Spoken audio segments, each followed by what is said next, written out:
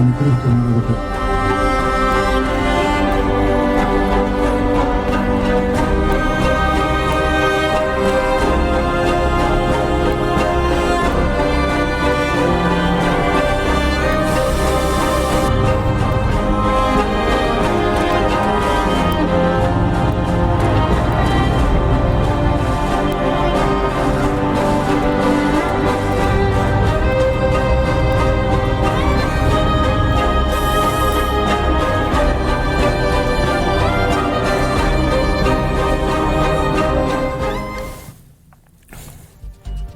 നമസ്കാരം.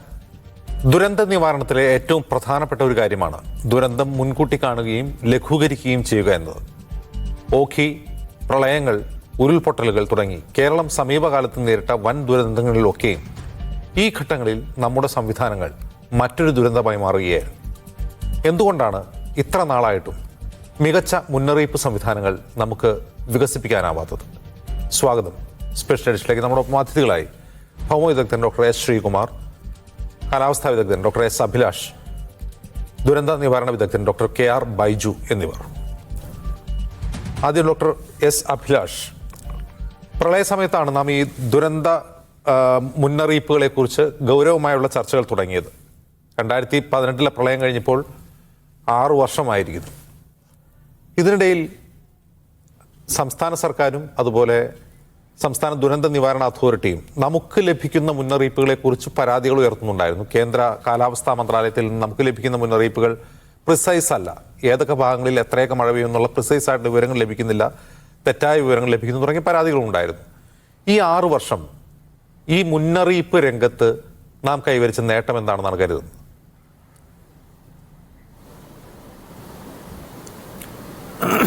uh 2017 ഓഖിയിൽ നമ്മൾ കേട്ട ഒരു വലിയ ഒരു പോരായ്മ എന്ന് പറയുന്നത് അതൊരു സൈക്ലോണായിട്ട് പരിണമിക്കുന്നത് പറഞ്ഞില്ല എന്നുള്ളതാണ്. എന്ന് പറഞ്ഞു കഴിഞ്ഞാൽ നമ്മുടെ ഓഖി സൈക്ലോൺ ഒരു ഡീപ്പ് ഡിപ്രഷൻ ആവുമെന്ന് മാത്രമേ IMD പറഞ്ഞു എന്നുള്ളതാണ്. ഡീപ്പ് ഡിപ്രഷൻ എന്ന് പറഞ്ഞു കഴിഞ്ഞാൽ 60 km/h കാറ്റ് വീശുന്ന ഒരവസ്ഥയാണ് ഡീപ്പ് ഡിപ്രഷൻ. അപ്പോൾ എന്ന് പറഞ്ഞു കഴിഞ്ഞാൽ 50 കിലോമീറ്റർ നമ്മുടെ കേന്ദ്ര കാലാവസ്ഥാ വകുപ്പിൻ്റെ പ്രവചനങ്ങൾ പ്രകാരം ഒരു 40 കിലോമീറ്റർ 45 കിലോമീറ്ററിന് മുകളിൽ നമ്മുടെ തീരപ്രദേശത്ത് കാറ്റിൻ്റെ സാധ്യതയുണ്ടെങ്കിൽ not venture into sea എന്നും പറയുന്ന ഒരു മെസ്സേജാണ് സാധാരണ കൊടുക്കുന്നത് ഒരു SOP പ്രകാരം. അപ്പം ഡീപ്പ് ഡിപ്രഷനും സൈക്ലോണും എന്ന് പറയുന്നത്, ഡീപ്പ് ഡിപ്രഷൻ ഒരു 60 കിലോമീറ്റർ ആണെങ്കിൽ സൈക്ലോൺ എന്ന് പറഞ്ഞാൽ 62 കിലോമീറ്റർ. ഇത് മാത്രമേ ടെക്നിക്കലി ആ ഒരു ഡിഫറൻസ് ഉള്ളൂ. അപ്പോൾ 60 കിലോമീറ്റർ വരെയുള്ള ഒരു കാറ്റ് വീശുമെന്ന് പറഞ്ഞപ്പം അതിനനുസരിച്ചുള്ള SOP പ്രകാരം not venture into sea എന്നാണ് ഉള്ള മെസ്സേജും IMD പൊതുവെ കൊടുക്കുന്ന രീതിയിൽ കൊടുത്തിട്ടുണ്ടായിരുന്നു. അപ്പോൾ അവിടെ നമ്മളിപ്പോൾ ഓരോ പ്രവചനം, അപ്പോൾ ഓഖിയിൽ അതാണ് കേട്ടത്. 2018 പ്രളയം വന്നപ്പം നമ്മൾ കേട്ടത് സീസണൽ പ്രൊഡിക്ഷനിൽ IMD എക്സ്ട്രീം റെയിൻഫാളിനെ, ഓഗസ്റ്റിലുണ്ടാകുന്ന എക്സ്ട്രീം റെയിൻഫാളിനെ കുറിച്ച് പറഞ്ഞില്ല എന്നുള്ളതാണ്. അതൊരിക്കലും ഒരു ലോകത്ത് ഒരു കാലാവസ്ഥാ ഏജൻസിക്കും സീസണൽ പ്രൊഡിക്ഷനിൽ ഓഗസ്റ്റിൽ 15-ാം തീയതി മഴ പെയ്യുമെന്ന് എൻ്റെ അറിവിൽ ഒറ്റ കാലാവസ്ഥാ ഏജൻസിക്കും പ്രെഡിക്റ്റ് ചെയ്യാൻ പറ്റുകയില്ല. പിന്നീട് 2019, 20, 21, 22, 23 ഇങ്ങനെ പല ദുരന്തങ്ങളും നമുക്കുണ്ടായി. അപ്പം ഒരു പ്രവർത്തനവും നടന്നില്ല എന്ന് പറയുന്നത് ശരിയല്ല. കാരണം IMDയുടെ പ്രവചനങ്ങളുടെ പോരായ്മ പരിഹരിക്കാൻ വേണ്ടി നമ്മൾ നെറ്റ് സെർച്ച് ചെയ്താൽ മതി. ദുരന്ത നിവാരണ അതോറിറ്റി പ്രൈവറ്റ് ഏജൻസികളെ ആശ്രയിച്ചിരുന്നുണ്ട്. അതായത് IBM വെതർ, അതുപോലെ തന്നെ സ്കൈമെറ്റ്, ഇന്ത്യയിലെ സ്കൈമെറ്റ് തുടങ്ങിയ സ്വകാര്യ ഏജൻസികളിൽ നിന്നും ഡേറ്റ വിശകലനത്തിനായിട്ട് കാശ് കൊടുത്ത് വാങ്ങിച്ച് അതൊക്കെ ട്രൈ ചെയ്തു. അത് എനിക്ക് തോന്നുന്നത് 2020-21 കാലഘട്ടം വരെ അതാണ് ഉപയോഗിച്ചത്. അപ്പോൾ അതിൻ്റെ പോരായ്മ എന്താണ്, അല്ലെങ്കിൽ അത് നമുക്ക് പ്രയോജനപരമല്ലയോ ഇല്ലയോ എന്നുള്ള കാര്യങ്ങളൊക്കെ പറയേണ്ടത് KSDMA അല്ലെങ്കിൽ ഇവിടുത്തെ ദുരന്ത നിവാരണ വകുപ്പാണ്. നമുക്കതിനെപ്പറ്റിയുള്ള റിപ്പോർട്ട്, അതിനുള്ള പ്രവചനം നല്ലതായിരുന്നു, IMDയെക്കാട്ടിലും മെച്ചപ്പെട്ട പ്രവചനമായിരുന്നു അവർ നൽകിയത് എന്നതിനെക്കുറിച്ചൊക്കെ പറയേണ്ടത് ദുരന്ത നിവാരണ വകുപ്പാണ്. കാരണം കോടിക്കണക്കിന് രൂപ കൊടുത്തിട്ടാണ് അത്തരം പ്രവചനങ്ങളൊക്കെ സ്വകാര്യ ഏജൻസികളിൽ നിന്ന് മേടിച്ചിട്ടുള്ളത്. അപ്പോൾ അതിനെപ്പറ്റി അഭിപ്രായം പറയേണ്ട അവരാണ്. അപ്പം എന്തുകൊണ്ടോ പിന്നീട് 21-ലും 22-ലൊന്നും അത് അങ്ങനെ മേടിച്ചില്ലെന്നാണ് ഞാൻ അറിയുന്നത്.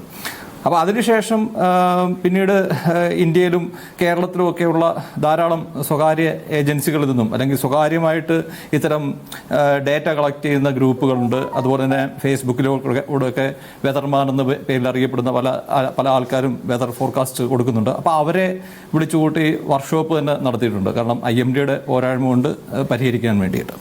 അപ്പോൾ ഇത്തരത്തിൽ നല്ല പ്രവർത്തനങ്ങൾ ട്രൈ ചെയ്തിട്ടുണ്ട്. നമ്മൾ അതിനുവേണ്ടി ദുരന്ത ലഘൂകരണത്തിന് വേണ്ടി ഇത്തരം മുന്നറിയിപ്പ് സംവിധാനങ്ങൾ മെച്ചപ്പെടുത്താൻ വേണ്ടി നമ്മുടെ സംസ്ഥാന ദുരന്ത നിവാരണ വകുപ്പിൻ്റെ ഭാഗത്തു നിന്ന് വളരെയധികം പ്രവർത്തനങ്ങൾ നടന്നിട്ടുണ്ട്. പക്ഷേ അതിൻ്റെ റിസൾട്ട് എന്താണെന്ന് നമുക്ക് അറിഞ്ഞുകൂടാ. പക്ഷേ എന്നിരുന്നാൽ പോലും നമ്മുടെ ഇപ്പം ഈ വയനാട് മുണ്ടകൈ ദുരന്തം ഉണ്ടാകുമ്പോഴും നമ്മൾ ആദ്യം കേൾക്കുന്നത് ഇതിൻ്റെ എല്ലാം നമ്മുടെ കേരളത്തിലുണ്ടാകുന്ന 100% ദുരന്തങ്ങളുടെയും ഇപ്പം കേരളത്തിൽ ഈ സുനാമി ഉണ്ടായതിന് ശേഷം ഈ പറഞ്ഞ പോലെ എർത്ത് കേക്ക് കൊണ്ട് ആരും അങ്ങനെ ഉള്ള വലിയ പ്രശ്നങ്ങളൊന്നുമില്ല. അങ്ങനെ നോക്കുകയാണെങ്കിൽ സുനാമി കഴിഞ്ഞിട്ട് കേരളത്തിൽ കഴിഞ്ഞ 10 വർഷത്തെ ദുരന്തങ്ങൾ മൊത്തം എടുത്തു കഴിഞ്ഞാൽ എല്ലാം കാലാവസ്ഥാ സംബന്ധമായിട്ടുള്ള ദുരന്തങ്ങളാണ് ഉണ്ടായിട്ടുള്ളത്. അപ്പോൾ അവിടെ ഏറ്റവും വില്ലനായിട്ട് വരുന്നത് കാലാവസ്ഥ ആണ്. അപ്പം അതിൻ്റെ പ്രശ്നങ്ങൾ ഏറ്റവും കൂടുതൽ പഴി കേൾക്കേണ്ടി വരുന്നതും കാലാവസ്ഥ വിഭാഗത്തിനുമാണ്. അപ്പോൾ ഇവിടെ നമ്മൾ ഈ ഒരു പർട്ടിക്കുലർ കേസിലേക്ക് വന്നു കഴിഞ്ഞാൽ തന്നെ മുണ്ടകയിലുണ്ടായ വയനാട്ടിലുണ്ടായ ദുരന്തം ഏത് ദുരന്തങ്ങളായാലും നമുക്ക് പുതിയ അനുഭവമാണ്. നമ്മൾ അങ്ങനെയാണല്ലോ പറയുന്നത്. ദുരന്തങ്ങളൊന്നും നമ്മളോട് ഫോൺ ചെയ്ത് വിളിച്ച് പറഞ്ഞിട്ടൊന്നും വരികയില്ല. നമ്മളത് മുൻകൂട്ടി കാണുക എന്നുള്ളതാണ് അതിൻ്റെ അവിടെ എടുക്കാവുന്ന ഒരു ഇത്. ഇപ്പോൾ ഉദാഹരണത്തിന് മുണ്ടകയിലുണ്ടായ ദുരന്തം എന്ന് പറയുന്നത് നമ്മുടെ ചരിത്രത്തിൽ, അതായത് വെസ്റ്റേൺ ഗാർഡ്സിൽ തുടക്കം തൊട്ട് നമ്മൾ പറയുന്നതാണ്. വെസ്റ്റേൺ ഗാർഡ്സിൽ കഴിഞ്ഞ ഒരു 50-70 വർഷത്തെ 1924 കണക്കൊക്കെ ആൾക്കാർ പറയുന്നുണ്ട്. പക്ഷേ അത് ഒരു ദിവസം കൊണ്ട് സംഭവിച്ചാണോ എന്ന് നമുക്ക് അറിഞ്ഞുകൂടാ. പക്ഷേ എന്നിരുന്നാലും വെസ്റ്റേൺ ഗാർഡ്സിൽ ഒരു കഴിഞ്ഞ 50-70 വർഷത്തിനുണ്ട്. എന്നെ തെറ്റാണെങ്കിൽ ശ്രീകുമാർ സാറുണ്ട്, ഡോക്ടർ ബൈജു ഉണ്ട്, തിരുത്താം. കഴിഞ്ഞ ഒരു 50-70 വർഷത്തിനിടയിൽ ഇത്രയും ആൾക്കാർ ഒറ്റ ഇവന്റിൽ മരിക്കുന്ന ഒരു ദുരന്തം ഇത് എനിക്ക് തോന്നുന്നു ഒരു 50-70 ഒരു 7-8 ഡെക്കേഡിൽ ആദ്യമായിട്ട് സംഭവിക്കുന്ന ഒരു സംഭവമാണ്. കാരണം ഒരുപക്ഷെ നമ്മൾ കണക്കെടുത്ത് നോക്കിക്കഴിഞ്ഞാൽ കേരളത്തിൽ ഇതുവരെ ഉരുൾപൊട്ടലിൽ നടന്നിട്ടുള്ള മരണങ്ങളെക്കാളിലും 3-4 ഇരട്ടി കൂടുതൽ മരണങ്ങൾ ഇതിൽ നടക്കാൻ പോവുകയാണ്. അപ്പോൾ അത് എണ്ണപ്പെട്ടതാണ്. അപ്പം ഇത്തരത്തിൽ ഉള്ള ഒരു ദുരന്ത സാധ്യതയുള്ള ഒരു പ്രദേശമാണ് ഈ മുണ്ടകൈ എന്ന് പറയുന്ന പ്രദേശം. കാരണം ശ്രീകുമാർ സാറും ഒക്കെ ധാരാളം ഇതിൽ സ്റ്റഡി നടത്തിയിട്ടുണ്ട്. അവരുടെയൊക്കെ ഡേറ്റയൊക്കെ നമുക്ക് അവൈലബിൾ ആണ്, പ്രത്യേകിച്ചും കോഴിക്കോട് അല്ലെങ്കിൽ വടക്കൻ കേരളം കേന്ദ്രീകരിച്ച്. അപ്പോൾ ഈ ഒരു മേപ്പാടി മൂപ്പനാട് പഞ്ചായത്തിൻ്റെ സവിശേഷമായ ഞാൻ പറയില്ല ഇത് ഒരു ഉരുൾപൊട്ടൽ മാത്രമായിട്ട് കേന്ദ്രീകരിച്ചുള്ള ഒരു ദുരന്തമല്ല. കാരണം ഉരുൾപൊട്ടൽ പ്ലസ് ഫ്ലാഷ് ഫ്ലഡ്, ഉരുൾപൊട്ടലിൻ്റെ ഭാഗമായിട്ട് നീരുറവുകളിൽ നിന്ന് വരുന്ന ഫ്ലാഷ് ഫ്ലഡൂടെ ചേർന്ന ഒരു ദുരന്തമാണ് ഡൗൺ സ്ട്രീമിൽ നമ്മൾ കണ്ടത്. അപ്പോൾ അതാണ് അതിൻ്റെ ആ ഒരു വാസ്തവം എന്ന് പറയുന്നത്. അപ്പോൾ എല്ലാവരും ചോദിക്കുന്ന ഒരു കാര്യമുണ്ട്, ഉരുൾപൊട്ടൽ കാട്ടിലല്ലേ നടന്നത്, നമുക്ക് പ്രശ്നം. അപ്പോൾ കാട്ടിലാണ് ഉരുൾപൊട്ടൽ നടന്നത്. പക്ഷേ അതിൻ്റെ ആ ഒഴുകി വന്ന വെള്ളം മൊത്തം വന്നത് ഈ ഡൗൺ സ്ട്രീമിൽ ഒരു സേഫായിട്ട് നമ്മൾ വിചാരിക്കുന്ന അല്ലെങ്കിൽ അത്തരം ഒരു സ്ഥലത്താണ് ഇത്തരം വലിയ പ്രശ്നങ്ങളുണ്ടായത്. അപ്പോൾ ഇത് നമ്മൾ മനസ്സിലാക്കേണ്ടത് ഒരു ദുരന്ത സാധ്യത ഭൂപടം നമുക്ക് ആവശ്യമാണെന്നുള്ളതാണ്. ഏത് ദുരന്തത്തെയും ഫസ്റ്റ് ഹാൻഡായിട്ട് ഒരു അവൈലബിൾ ആയിട്ടുള്ള ഒരു ഡേറ്റ അല്ലെങ്കിൽ ഒരു ദുരന്ത നിവാരണ മാർഗത്തിലെ ഏറ്റവും ഫോർകാസ്റ്റും പ്രഡിക്ഷനും എല്ലാം കളഞ്ഞേക്കും. ആദ്യം നമുക്ക് വേണ്ടത് ആക്ഷനബിൾ ആയിട്ടുള്ള ഒരു ദുരന്ത നിവാരണ റിസ്ക് മാപ്പ് ഓരോ പഞ്ചായത്തിനും ഉണ്ടായിട്ടുണ്ടെന്നാണ് എൻ്റെ ഒരു അറിവ്. ശ്രീകുമാർ സാറിൻ്റെ അറിയായിരിക്കും. അത് കിരയുടെ നേതൃത്വത്തിൽ ഓരോ പഞ്ചായത്തുകൾക്കും ദുരന്ത നിവാരണ പ്ലാൻ ഉണ്ട്. പക്ഷേ ഈ പറഞ്ഞ പോലെ വൾനറബിലിറ്റി ഓരോ പ്രദേശത്തിൻ്റെയും റിസ്ക് അത്രയ്ക്കും അനലൈസ് ചെയ്യുന്ന തരത്തിലുള്ള ഒരു ആക്ഷനബിൾ ആയിട്ടുള്ള ഒരു ദുരന്ത നിവാരണ മാപ്പ് നമുക്ക് ആവശ്യമാണ്, പ്രത്യേകിച്ചും ഇത്തരം മേഖലകളിൽ. നമ്മൾ മനസ്സിലാക്കി കഴിഞ്ഞാൽ ഡോക്ടർ അഭിലാഷ്, ഞാൻ വരാം, അങ്ങയിലേക്ക് വരാം. ഡോക്ടർ ശ്രീകുമാർ, ഇവിടെ പ്രഡിക്ഷനേക്കാൾ പ്രധാനമാണ് ഈ അറിവ്, ഡാറ്റ, എവിടെയൊക്കെയാണ് പൊട്ടാൻ സാധ്യതയുള്ളത്, എവിടെയൊക്കെയാണ് വൾനറബിലിറ്റി ഉള്ളത് എന്ന ഒരു അറിവ് താഴെ തട്ടിൽ തദ്ദേശ സ്ഥാപനങ്ങളിൽ ഉൾപ്പെടെ ഉണ്ടാവണമെന്ന് പറയുന്നു. ഈ മുണ്ടക്കൈ ദുരന്തത്തിൽ അതിൽ പങ്കാളിയായ ഒരാൾ, അതിൽ രക്ഷാപ്രവർത്തനത്തിൽ പങ്കാളിയായ ഒരാൾ പറഞ്ഞത് ആദ്യ സമയത്ത് രക്ഷാപ്രവർത്തനം നടത്തിയത്, അതായത് കാണാതായവരെ തെരഞ്ഞത് ഇരവഴിഞ്ഞിപ്പുഴയിലാണ്. അതിൻ്റെ കാരണം ഗൂഗിൾ മാപ്പ് വെച്ചാണ് ആദ്യത്തെ രക്ഷാപ്രവർത്തനം ഉണ്ടായത്. അതിൽ ആരോ തെറ്റായി രേഖപ്പെടുത്തി ആ ഡൗൺ സ്ട്രീം ഇരവഴിഞ്ഞിപ്പുഴ എന്ന് ആരും തെറ്റായി രേഖപ്പെടുത്തിയതുകൊണ്ട് ഈ പുഴ ഇരവഴിഞ്ഞിപ്പുഴയായിരിക്കും, അതുകൊണ്ട് ഇരവഴിഞ്ഞിപ്പുഴയിൽ ബോഡികൾ തിരയണം എന്ന് പോലീസ് ആവശ്യപ്പെട്ടു അതിന്. കാരണം മറ്റൊരു രേഖയും ഉണ്ടായിരുന്നില്ല എന്നാണ് പറയുന്നത്. യഥാർത്ഥത്തിൽ അങ്ങനെയാണോ?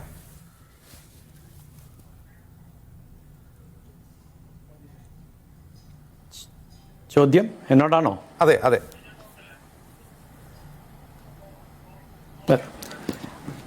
നമുക്ക് ആദ്യം ഒന്ന് രണ്ട് കാര്യങ്ങൾ ഇതുമായിട്ട് ബന്ധപ്പെട്ട് ഡോക്ടർ അഭിലാഷ് ചൂണ്ടിക്കാണിച്ച പോലെ തന്നെ നമുക്ക് കേരളത്തിലാണ് എല്ലാ പഞ്ചായത്ത് തലത്തിലും ഒരു ഡിസാസ്റ്റർ മാനേജ്മെൻറ്റ് പ്ലാൻ 2019 നമുക്കുണ്ടാകുന്നത്. അപ്പോൾ 20 പൂർണ്ണമായിട്ടും എല്ലാ പഞ്ചായത്തുകളിലും ഉണ്ട്. എന്താണ് ഈ ഡിസാസ്റ്റർ മാനേജ്മെൻറ്റ് പ്ലാനിലുള്ളത്? അതിൽ ഒരു പ്രധാനപ്പെട്ട മാപ്പ് എന്ന് പറയുന്നത്, ഭൂപടം എന്ന് പറയുന്നത്, അത് ഉരുൾപൊട്ടൽ സാധ്യതയുള്ള പ്രദേശങ്ങൾ, അതുപോലെ തന്നെ വെള്ളപ്പൊക്കത്തിന് ഭീഷണിയുള്ള പ്രദേശങ്ങൾ, അപ്പം അതിൻ്റെ സസെപ്റ്റബിലിറ്റി മാപ്പുകൾ ഇതിനകത്ത് ഉൾപ്പെടുത്തിയിട്ടുണ്ട്. അപ്പോൾ ഇതൊരു പഞ്ചായത്ത് തലത്തിൽ KSDMA ഡൗൺ സ്കെയിൽ ചെയ്ത മാപ്പുകളാണ് ഈ DM പ്ലാനിൽ നമ്മൾ ചേർത്തിട്ടുള്ളത്. പക്ഷേ ഇവിടെ പ്രശ്നം എന്താണ് എന്ന് പറഞ്ഞാൽ, ഈ മാപ്പുകളൊന്നും തന്നെ നമ്മൾ തീർച്ചയായിട്ടും ഇവിടെയുള്ള പഞ്ചായത്തുകൾക്ക്, ഒഫീഷ്യൽസിനോ അല്ലെങ്കിൽ അവിടുത്തെ ഭരണസമിതിക്കോ കിട്ടുമ്പോൾ ഈ മാപ്പുകൾ റീഡ് ചെയ്യാനുള്ള ഒരു അവസരം അല്ലെങ്കിൽ പരിശീലനം അവർക്ക് കിട്ടുന്നില്ല എന്നുള്ളത് ഒരു പ്രധാനപ്പെട്ട കാര്യമാണ്. അപ്പം നമുക്ക് അതിലേക്കൊന്ന് പ്രത്യേകിച്ച് ചില പരിശീലനങ്ങൾ അതുമായിട്ട് ബന്ധപ്പെട്ട് നടത്തണം എന്നുള്ളത് ഈ വയനാട്ടിലെ ഇപ്പോഴത്തെ ദുരന്തം നമ്മളെ പഠിപ്പിക്കുകയാണ്. കാരണം ഇതിനകത്ത് വളരെ വ്യക്തമായിട്ടൊരു DM പ്ലാൻ എന്ന് പറഞ്ഞ ഒരു ഡൈനാമിക് പ്ലാനാണ്. അത് ഒരു വർഷം 19 തീർക്കേണ്ട ഒരു പ്ലാനല്ല. അത് 20 പുതുക്കണം, 21 പുതുക്കണം, 22 പുതുക്കണം എന്നാണ് നമ്മൾ പറയുന്നത്. കാരണം ഇതിനകത്ത് വളരെ കൃത്യമായിട്ട് ഏർലി വാർണിംഗ് ഡിസമിനേഷൻ സിസ്റ്റം എന്ന് പറഞ്ഞാൽ ഏർലി വാർണിംഗ് കൊടുക്കാൻ വേണ്ടി എന്തെങ്കിലും ദുരന്ത സാധ്യതയുണ്ടെങ്കിൽ അത് കൊടുക്കാൻ വേണ്ടി ഒരു ടീമിനെ വാർത്തെടുക്കുന്നുണ്ട്. അവരുടെ ഫോൺ നമ്പറുണ്ട്, അവരുടെ ലിസ്റ്റുണ്ട്. ഇതൊക്കെ ഈ DM പ്ലാനിൽ ഉണ്ട്. നമ്മൾ എത്രമാത്രം സജ്ജമാക്കിയിട്ടുണ്ട് ഈ കാര്യങ്ങൾ. അതുപോലെ തന്നെ നമ്മൾ നോക്കുമ്പോൾ എമർജൻസി റെസ്പോൺസ് ടീം ഇത് വന്നു കഴിഞ്ഞാൽ എത്ര പെട്ടെന്നാണ് ഇവരെ സെർച്ച് ആൻഡ് റെസ്ക്യൂ ഓപ്പറേഷനിൽ സഹായിക്കേണ്ട ആൾക്കാർ, അവരുടെ ഫോൺ നമ്പർ, ഇതൊക്കെ ഇതിനകത്ത് ഉൾപ്പെടുത്തിയിട്ടുണ്ട്. അതുപോലെ മറ്റൊരു പ്രധാനപ്പെട്ട ഒരു ഗ്രൂപ്പാണ് വോളണ്ടിയേഴ്സാണ് നമ്മളുടെ ഷെൽട്ടർ ടീം എന്ന് പറയുന്നത്. അതിനകത്ത് ആ ഷെൽട്ടർ ഒരുക്കാനും, ഇങ്ങനൊരു ദുരന്തമുണ്ടായിക്കഴിഞ്ഞാൽ ആ ഷെൽട്ടറുകൾ ഒരുക്കാനും അതിനുവേണ്ടിയുള്ള സജ്ജീകരണങ്ങൾ ചെയ്യാനും ഒരു ടീമുണ്ട്. അതുപോലെ തന്നെ നാലാമത്തെ ഒരു പ്രധാനപ്പെട്ട ടീം ഫസ്റ്റ് എയ്ഡാണ്. എന്തെങ്കിലും അപകടം പറ്റുവാണെങ്കിൽ, വെള്ളപ്പൊക്കത്തിനുള്ള അപകടം ഡിഫറൻ്റാണ്, ലാൻഡ് സ്ലൈഡിൽ മിക്കവാറും ഒടിവും ചതവുമാണ് വരുന്നത്. അപ്പോൾ അതനുസരിച്ചിട്ട് ട്രീറ്റ് ചെയ്യാനുള്ള ഒരു ടീമും നമുക്കുണ്ട്, വാർഡ് തലത്തിൽ അല്ലെങ്കിൽ നമ്മുടെ പഞ്ചായത്ത് ലെവലിൽ. ഇതൊക്കെ ഉണ്ടായിരുന്നിട്ട് നമുക്ക് പറ്റാത്ത ഇതൊക്കെ നമ്മുടെ ഒരു ലേണിംഗ് ആയിട്ട് തന്നെയാണ് ഞാൻ കരുതുന്നത്.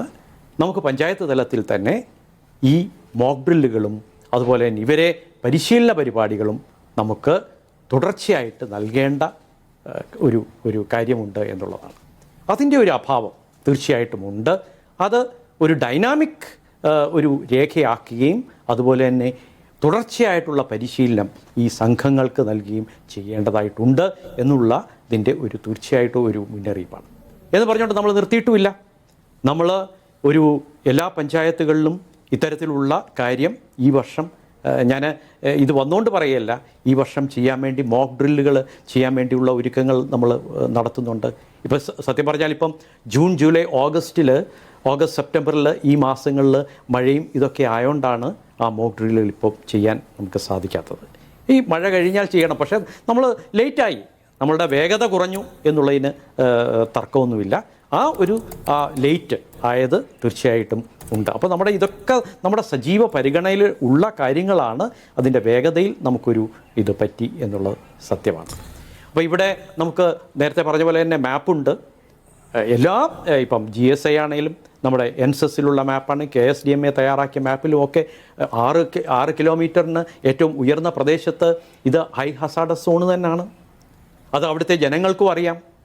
അപ്പോൾ ഇവിടുത്തെയൊക്കെ പ്രശ്നങ്ങൾ നമ്മൾ കണ്ടു, അവിടുത്തെ ജനങ്ങൾ പ്രതികരിക്കുന്നത് കണ്ടു. കാരണം ഇത് പ്രശ്നമുള്ള മേഖലകളാണ്, ഉരുൾപൊട്ടൽ സാധ്യതയുള്ള പ്രദേശമാണ് എന്ന് അവർക്ക് തന്നെ അറിയാം. പക്ഷേ ഈ എക്സ്ട്രീം ആയിട്ടുള്ള ഈ റെയിൻഫോൾ അവിടെ അത്രയും പ്രതീക്ഷിച്ചില്ല. അത് ഡോക്ടർ ശ്രീകുമാർ, ഞാൻ അങ്ങനെ തടസ്സപ്പെടുത്തല്ലേ, ഞാൻ ഒരു കാര്യം ചോദിച്ചോട്ടെ. ഇവിടെ ഈ എക്സ്ട്രീം റെയിൻഫോൾ പ്രതീക്ഷിച്ചില്ല എന്നുള്ളൊരു വാദം, അതായത് ഈ വളരെ ചുരുങ്ങിയ പ്രദേശത്ത് ഒരു ദിവസം പെയ്യേണ്ട മഴ 1 മണിക്കൂർ പെയ്യുന്നു എന്നൊക്കെ പറയുന്ന ഒരു വാദം നിരന്തരമായി വരികയാണ്. ഇപ്പോൾ ഒരു ഉദാഹരണം പറഞ്ഞാൽ, കോഴിക്കോട് ജില്ലയിൽ ആ ദുരന്തമുണ്ടായതിന്റെ തൊട്ട് തലേദിവസവും ആ 3 ദിവസങ്ങളിൽ മഴ തുടർച്ചയായി പെയ്തുകൊണ്ടിരിക്കുകയാണ്. ആ മഴ കണ്ണൂരിൽ പെയ്യുന്നുണ്ട്, വയനാട്ടിൽ പെയ്യുന്നുണ്ട്. ഒരു സാധാരണ മനുഷ്യന് ഇങ്ങനെ മഴ പെയ്തുകൊണ്ടിരിക്കുമ്പോൾ ഇത് ഉരുൾപൊട്ടാൻ സാധ്യതയുണ്ടെന്നൊരു തോന്നൽ തന്നെയുണ്ടോ, പ്രത്യേകിച്ച് മലയോര മേഖലയിലെ പ്രദേശങ്ങളിലുള്ളവർ? ഇന്നലെ ഈ സംസ്ഥാന ദുരന്ത നിവാരണ അതോറിറ്റിയിലെ ഒരു ജീവനക്കാരനുമായി ഞാൻ സംസാരിക്കാനിടയായി. വയനാട്ടിൽ നിന്ന് കൃത്യമായ മുന്നറിയിപ്പ് മുകളിൽ റിപ്പോർട്ട് കൊടുത്തിരുന്നു. കാരണം തുടർച്ചയായി മഴ പെയ്തുകൊണ്ടിരിക്കുകയാണ്, ഈ പറയുന്ന വൾണറബിൾ മേഖലകളിൽ ജാഗ്രത വേണം, അവിടെ ഒഴിപ്പിക്കണം എന്ന് പറഞ്ഞുള്ള റിപ്പോർട്ട് കൊടുത്തു. ഹസാർഡ് അനലിസ്റ്റുകൾ കൊടുത്തിട്ടുണ്ട് എന്ന് പറയുന്നു. ഒരു ഡിസിഷൻ ഉണ്ടായിട്ടില്ല എന്നാണ് അവർ അനൗദ്യോഗികമായി പ്രതികരിക്കുന്നത്. അവർക്കങ്ങനെ പറയാൻ പറ്റില്ല. നോക്കൂ ഡോക്ടർ ശ്രീകുമാർ, ഈ അങ്ങ് സൂചിപ്പിച്ച ഈ പരിശീലനം ആദ്യം കൊടുക്കേണ്ടത് നമ്മുടെ മുകളിൽ നിന്നുള്ള ബ്യൂറോക്രസിക്കാണെന്ന് തോന്നില്ലേ? അതെ, അല്ല, അത് തീർച്ചയായിട്ടും. ഇത് ഞാൻ പറഞ്ഞില്ലേ, ഈ പ്ലാനുകൾ നമ്മുടെ വേഗതയില്ല എന്നുള്ളതാണ് ഒരു പ്രശ്നം പറ്റിയത്. ഇത് കൊടുക്കാൻ കഴിഞ്ഞ 2 മാസത്തിന് മുമ്പാണ് ഇതിനു വേണ്ടിയുള്ള ഈ ട്രെയിനിങ്ങുകളുടെ പരിശീലനങ്ങൾക്കുമുള്ള ഇത് ചാർട്ട് വരെ ഉണ്ടാക്കിയിട്ടുണ്ട്. അത്രയും സജ്ജീകരണത്തോടു കൂടിയാണ് നീങ്ങുന്നത്. പക്ഷേ ഇതിനു മുമ്പ് നമുക്ക് ചെയ്യാമായിരുന്നു എന്ന് ചോദിച്ചു കഴിഞ്ഞാൽ ചെയ്യാമായിരുന്നു. അതിനുവേണ്ടിയുള്ള തയ്യാറെടുപ്പുകൾ നമ്മൾ എങ്ങനെയൊക്കെയോ, അത് ഫണ്ടിങ്ങും ഒക്കെ ഉണ്ടല്ലോ ഇതിനകത്ത് ചെയ്യുക എന്ന് പറയുമ്പോൾ, അതൊക്കെ ഒരുമിച്ച് വരുമ്പോൾ മാത്രമേ നമുക്കത് ചെയ്യാൻ സാധിക്കുള്ളൂ. അങ്ങനെയാണ് ഇത് അല്പം നമ്മൾ അടുത്ത 2-3 മാസം കഴിഞ്ഞിട്ട് ചെയ്യാം എന്ന് പറയുന്നത്. അപ്പോൾ ഇവിടെ നേരത്തെ പറഞ്ഞ ഹൈ ഹസാർഡ് സോൺ ഉണ്ടെങ്കിലും നമുക്ക് അവിടെയുണ്ട് പ്രശ്നങ്ങൾ. നമ്മളവിടെ ഹൈ ഹസാർഡ് സോൺ പറഞ്ഞു, സസെപ്റ്റബിൾ സോൺ പറഞ്ഞു, പക്ഷേ അവിടുന്ന് എത്രമാത്രം ഒഴുകി താഴോട്ട് വരും, ഒരു റൺ ഔട്ട് സോൺ നമ്മൾ ഉണ്ടാക്കിയിട്ടില്ല, നമ്മളൊരു റിസ്ക് മാപ്പ് ഉണ്ടാക്കിയിട്ടില്ല.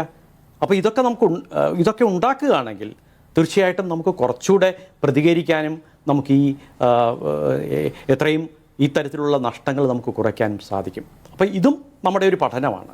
കാരണം ഒരിക്കലും നമ്മൾ പ്രതീക്ഷിച്ചില്ല ഏതാണ്ട് ഒരു 100 മീറ്ററോ 150 മീറ്ററോ ഒക്കെയാണ് ഇതുവരെയുള്ള പഠനങ്ങൾ.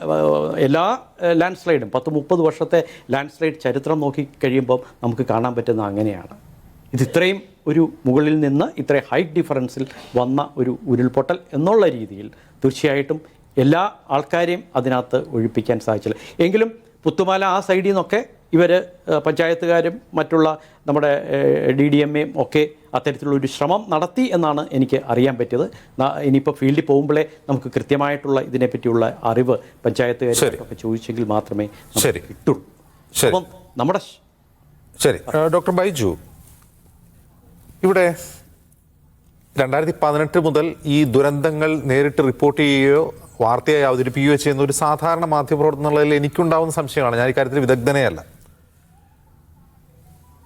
പ്രളയം, ഓഖി, ഉരുൾപൊട്ടലുകളെല്ലാം നാം നേരിട്ട് കണ്ടുകൊണ്ടിരിക്കുകയാണ്. അപ്പോഴെല്ലാം നമ്മൾക്ക് ചില സംശയങ്ങളുണ്ട്. ഇപ്പോൾ ഡോക്ടർ അഭിലാഷ് പറഞ്ഞ പോലെ അതിനൊന്നും ദുരന്ത നിവാരണ അതോറിറ്റി ഇതുവരെ ഒരു മറുപടിയും പറഞ്ഞിട്ടില്ല. എന്താണ് അവരുടെ ഒരു സംവിധാനം? ഒരു ഉദാഹരണം പറഞ്ഞാൽ, മഴ പ്രഡിക്ഷൻ പ്രതിസന്ധിയാണ്, വെല്ലുവിളിയാണ് എന്നുള്ളതാണ് ഒരു വാദം. അതായത് മുമ്പുള്ള മഴയുടെ പാറ്റേൺ അല്ല ഇത്, നമുക്ക് ലഭിക്കുന്ന ഡാറ്റ വെച്ച് നമുക്കൊരു പ്രഡിക്ഷൻ നൽകുകയോ ഒരു വാണിംഗ് നൽകാനോ കഴിയുന്നില്ല എന്ന് പറയുന്നു. അതിനിടയിൽ തന്നെ സ്വകാര്യ ഏജൻസികളിൽ നിന്ന് ഈ പ്രഡിക്ഷൻ വിലയ്ക്ക് വാങ്ങുന്ന രീതി ഈ പറയുന്ന ദുരന്ത നിവാരണ അതോറിറ്റിക്കുണ്ടായിരുന്നു. ഇപ്പോഴതുണ്ടോ എന്ന് നമുക്കറിയില്ല, അത് നിർത്തിക്കാണുമെന്നാണ് ഡോക്ടർ അഭിലാഷ് പറയുന്നത്. ഇങ്ങനെ പ്രഡിക്ഷൻ കിട്ടിയാൽ തന്നെ അത് പ്രിസൈസായി ഏതൊക്കെ മേഖലകളിൽ എത്രയൊക്കെ മഴ പെയ്തേക്കാം എന്ന് അനലൈസ് ചെയ്യാനുള്ള വൈദഗ്ധ്യം നമ്മുടെ സംവിധാനങ്ങൾക്കുണ്ടോ? യഥാർത്ഥത്തിൽ ആദ്യം പരിശീലനം നൽകേണ്ടത് ആർക്കാണ്?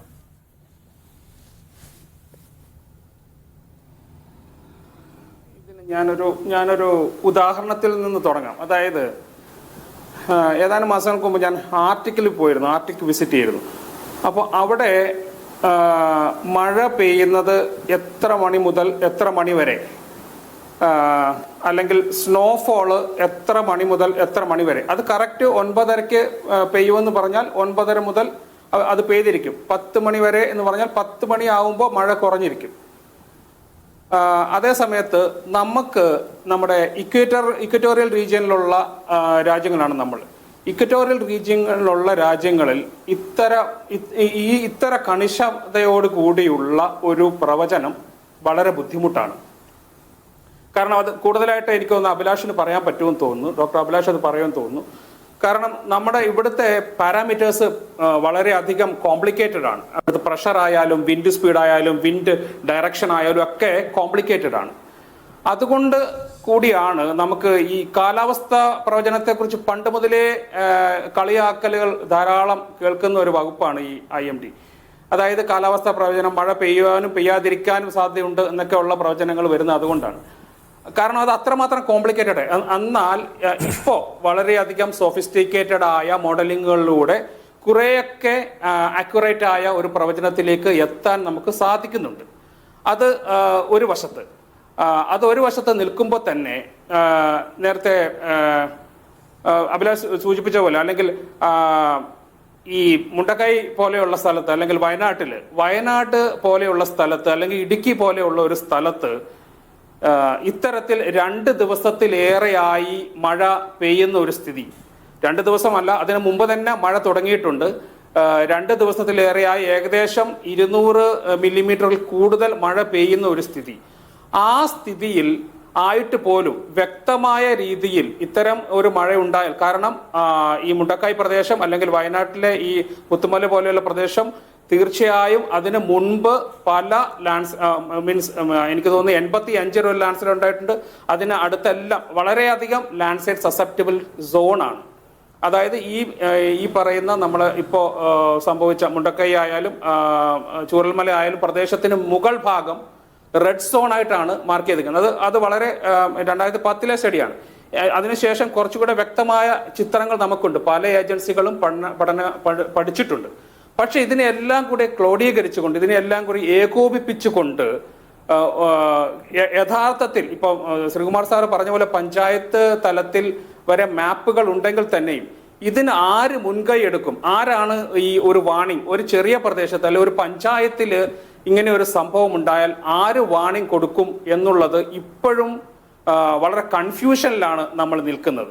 കാരണം എനിക്ക് തോന്നുന്നത് 2018 ശേഷമാണ് ഈ പ്രവർത്തനങ്ങൾ കൂടുതൽ ശക്തി പ്രാപിച്ചത്. അതിനു മുമ്പ് ഇത്തരത്തിലുള്ള പ്രവർത്തനങ്ങളിലായിരുന്നു. 2018 നമ്മുടെ കണ്ണ് തുറപ്പിച്ചത്.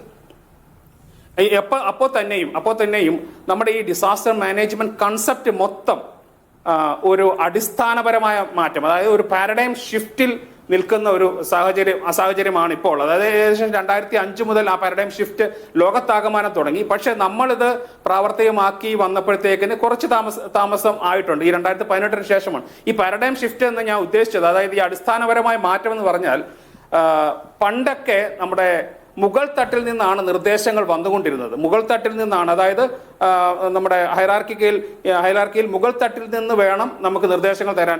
എങ്ങോട്ട് ആൾക്കാർ എപ്പോഴും മാറണം, അങ്ങനെയുള്ള, അല്ലെങ്കിൽ എന്തൊക്കെയാണ് ദുരന്തങ്ങൾ സംഭവിച്ചുകൊണ്ടിരിക്കുന്നതെന്ന് മുകൾ തട്ടിൽ നിന്നുള്ള നിർദ്ദേശങ്ങളിലൂടെയാണ് വന്നുകൊണ്ടിരുന്നതെങ്കിൽ ഈ അടിസ്ഥാനപരമായി നമുക്കിപ്പോൾ ദുരന്ത നിവാരണ പ്രവർത്തനത്തിലുള്ള ഒരു മാറ്റം എന്ന് പറഞ്ഞാൽ താഴെ തട്ടിൽ നിന്ന്, അതായത് ബോട്ടം ടു ടോപ്പ് എന്ന രീതിയിലേക്ക് മാറിയിട്ടുണ്ട്. അത് നമ്മൾ പക്ഷെ അറിഞ്ഞു വരുന്നേ ഉള്ളൂ, അല്ലെങ്കിൽ നമുക്കറിയാവുന്നവർ പോലും അത് പ്രാവർത്തികമാക്കി വരുന്നതേ ഉള്ളൂ. ഈ ബോട്ടം ടു ടോപ്പിലാണ് നമ്മൾ. അതുകൊണ്ടാണ് നമ്മൾ പഞ്ചായത്ത് ലെവലിലേക്കൊക്കെ മാറിയിരിക്കുന്നത്. പഞ്ചായത്ത് ലെവലിലോ വാർഡ് തലത്തിൽ വരെ ഓരോ വാർഡിലെയും ദുരന്തങ്ങൾ മാപ്പ് ചെയ്യപ്പെട്ടുകൊണ്ടിരിക്കുന്നത്. പക്ഷെ അപ്പോൾ പോലും ഈ ഒരു പഞ്ചായത്ത് തലത്തിൽ ഉണ്ടാവുന്ന ഒരു ദുരന്തത്തെ ആരാണ് ഒരു വാണിംഗ് കൊടുക്കേണ്ടത്? അത് വീണ്ടും ടോപ്പിൽ പോയിട്ട് അവിടുന്നാണോ നിങ്ങൾ ഇവിടുന്ന് മാറേണ്ടതുണ്ട് എന്ന് പറയേണ്ടത്? അല്ല, അതിനിടയിൽ തന്നെ, അല്ലെങ്കിൽ മേ ബി ഒരു താലൂക്ക് തലത്തിൽ തന്നെ നമുക്കിതിനുള്ളൊരു സിസ്റ്റം ഉണ്ടാവേണ്ടതുണ്ട്. അതിന് എത്രമാത്രം ശ്രമങ്ങൾ നടക്കുന്നുണ്ട് എന്നുള്ളത് ഒരു കാര്യം. മറ്റൊന്ന്, ഇപ്പോൾ പല വകുപ്പുകളുടെ, അതായത് ഈ ഉരുൾപൊട്ടൽ പോലെയുള്ള ഒരു ദുരന്തം ഉണ്ടാകുമ്പോൾ നമ്മൾ IMDയുടെയോ മാത്രം ഡാറ്റ, ഈ മഴയുടെ മാത്രം ഡാറ്റ ഒന്നും നോക്കിയിട്ട് പോരാ. അത് മാത്രം പോരാ. അതേപോലെ ഇങ്ങനെയുള്ള സസെപ്റ്റബിൾ സോണിൽ കണ്ടിന്യൂസ് ആയിട്ടുള്ള ഒരു മോണിറ്ററിംഗ് സിസ്റ്റം കൊണ്ടുവരേണ്ടതുണ്ട്. കണ്ടിന്യൂസ് ആയിട്ടുള്ള മോണിറ്ററിംഗ് സിസ്റ്റം അതിന് സോയിൽ സർവേ ഡിപ്പാർട്ട്മെന്റിനെ ഉൾപ്പെടുത്തേണ്ടതുണ്ട്, ജിയോളജിസ്റ്റുകളെ ഉൾപ്പെടുത്തേണ്ടതുണ്ട്, അതുപോലെ തന്നെ മറ്റ് ഫയർഫോഴ്സ് ഇവരെ എല്ലാം ഉൾപ്പെടുത്തിക്കൊണ്ട്, പ്രത്യേകിച്ച് സോയിൽ സർവേയും ജിയോളജിസ്റ്റുകളെയും. കാരണം സോയിൽ സർവേ ഡിപ്പാർട്ട്മെന്റിനെ എനിക്ക് തോന്നുന്നില്ല സോയിൽ സർവേ ഡിപ്പാർട്ട്മെന്റ് എത്രമാത്രം ഈ പ്രവർത്തനങ്ങളിൽ ഉൾപ്പെടുത്തുന്നുണ്ട് എന്നുള്ളത്. കാരണം അവരെ വിളിച്ച് ഉൾപ്പെടുത്താത്തത് കൊണ്ടാണെന്നാണ് എനിക്ക് തോന്നുന്നത്. അതുപോലെ തന്നെ ജിയോളജിയുടെ തന്നെ നമുക്ക് ജില്ലാ തലത്തിൽ ഒരു ജിയോളജി ഓഫീസാണുള്ളത്. അതുകൊണ്ട് അവർക്ക് 100,000 പ്രശ്നങ്ങളുണ്ട്. ഈ ഒരു ജില്ലാ തലത്തിലുള്ള ഒരു ജിയോളജി ഓഫീസ് കൊണ്ട് ഒരു ജില്ല മുഴുവൻ ഓടി നടന്ന് അവിടുത്തെ പ്രത്യേകിച്ച് ദുരന്ത ബാധിതം അല്ലെങ്കിൽ ദുരന്തം സസെപ്റ്റബിൾ സോണുകളാണെങ്കിൽ അവിടെ ഓടി നടന്ന് പ്രവർത്തനങ്ങൾ നടത്താൻ വളരെ ബുദ്ധിമുട്ടുണ്ട്. ജിയോളജി ഓഫീസേഴ്സിനെ താഴെത്തട്ടിലേക്ക്, അതായത് താലൂക്ക് തലത്തിലോ ഈവൻ പഞ്ചായത്ത് തലത്തിലോ എങ്കിലും, അല്ലെങ്കിൽ കുറച്ച് പഞ്ചായത്തുകൾക്ക് പ്രത്യേകിച്ച് വളരെ ഇതുപോലെയുള്ള സ്ഥലങ്ങളിൽ പ്രത്യേകിച്ച് നിയമിച്ചുകൊണ്ട് അവരെ കൂടുതൽ ഈ ദുരന്ത നിവാരണത്തിനോ അല്ലെങ്കിൽ ഈ വാണിംഗ് കൊടുക്കുവാനോ വേണ്ടി തന്നെ നിയമിച്ചുകൊണ്ട് അത്തരത്തിലുള്ള ഒരു നീക്കം. ഡോക്ടർ കെ ആർ ബൈജു അങ്ങ് പറയുന്നത് ഈ അർത്ഥത്തിൽ ഒരു കോർഡിനേഷൻ സാധ്യമായിട്ടില്ല ഇതുവരെ. അത് 2018 ശേഷം നമ്മൾ ഒന്നും മുന്നോട്ട് പോയിട്ടില്ല. കാരണം അങ്ങ് ഉന്നയിക്കുന്ന വാദങ്ങളൊക്കെയും എനിക്ക് ദേജാവുമാണ്. 2018 ഞാനിത് കേട്ടതാണല്ലോ എന്നാണ് എനിക്ക് തോന്നുന്നത്. എന്റെ ചോദ്യം ഇതാണ്, യഥാർത്ഥത്തിൽ പരിശീലനം വേണ്ടത് ഇപ്പോൾ ഈ പറയുന്ന മുണ്ടക്കയിൽ അവിടെ തദ്ദേശീയമായ ഒരു വാണിംഗ് അധികൃതർക്ക് പോയിരുന്നു. തദ്ദേശീയമായ ഒരു സംഘടന വാണിംഗ് കൊടുത്തിരുന്നു. അവിടുത്തെ വാർഡ് മെമ്പർ, ഈ മുണ്ടക്കയിലെ വാർഡ് മെമ്പർ അവിടെയുള്ള അവരോടൊക്കെ പറഞ്ഞിരുന്നു, വാട്സപ്പിലൂടെ മെസ്സേജ് കൊടുത്തു, അവിടെ ഉരുൾപൊട്ടൽ സാധ്യതയുണ്ട്, പരമാവധി ആളുകൾ മാറണം. അയാൾക്ക് അതേ കഴിയൂ, ഒരു വാർഡ് മെമ്പർക്ക് അതേ കഴിയൂ, അത് ചെയ്തിട്ടുണ്ട്. നോക്കൂ, ചലിക്കാതിരുന്നത് എവിടെയാണ്? അത് മുകൾ തട്ടാണ്. അതാണ് ഞാൻ ചോദിക്കുന്നത്, പരിശീലനം യഥാർത്ഥത്തിൽ വേണ്ടത് എവിടെയാണ്? അല്ല, അതാണ് ഞാൻ പറഞ്ഞത്. ഈ മുകൾത്തട്ട് ചലിക്കാതിരിക്കുക എന്നുള്ളതല്ല അതല്ല ഇഷ്യൂ. അതായത് ഈ വാണിംഗ് കൊടുക്കണമെങ്കിൽ അങ്ങനെ മുകൾത്തട്ട് വരെ പോകേണ്ടതുണ്ടോ എന്നുള്ളതാണ് നമ്മൾ ഉന്നയിക്കുന്ന ചോദ്യം. അതായത് മുകൾത്തട്ട് വരെ പോവേണ്ടതില്ല. ആ ലൊക്കാലിറ്റിയിലുള്ള പ്രശ്നങ്ങൾ ശരിക്കും അറിയാവുന്നത് വാർഡ് മുതൽ അല്ലെങ്കിൽ മാക്സിമം ഒരു തഹസീൽദാർ വരെ എത്തിയാൽ മതി. ആ തഹസീൽദാർക്കോ അല്ലെങ്കിൽ ഈവൻ ജില്ലാ കളക്ടർ വരെ പോവേണ്ട കാര്യമില്ല എന്നാണ് എനിക്ക് തോന്നുന്നത്.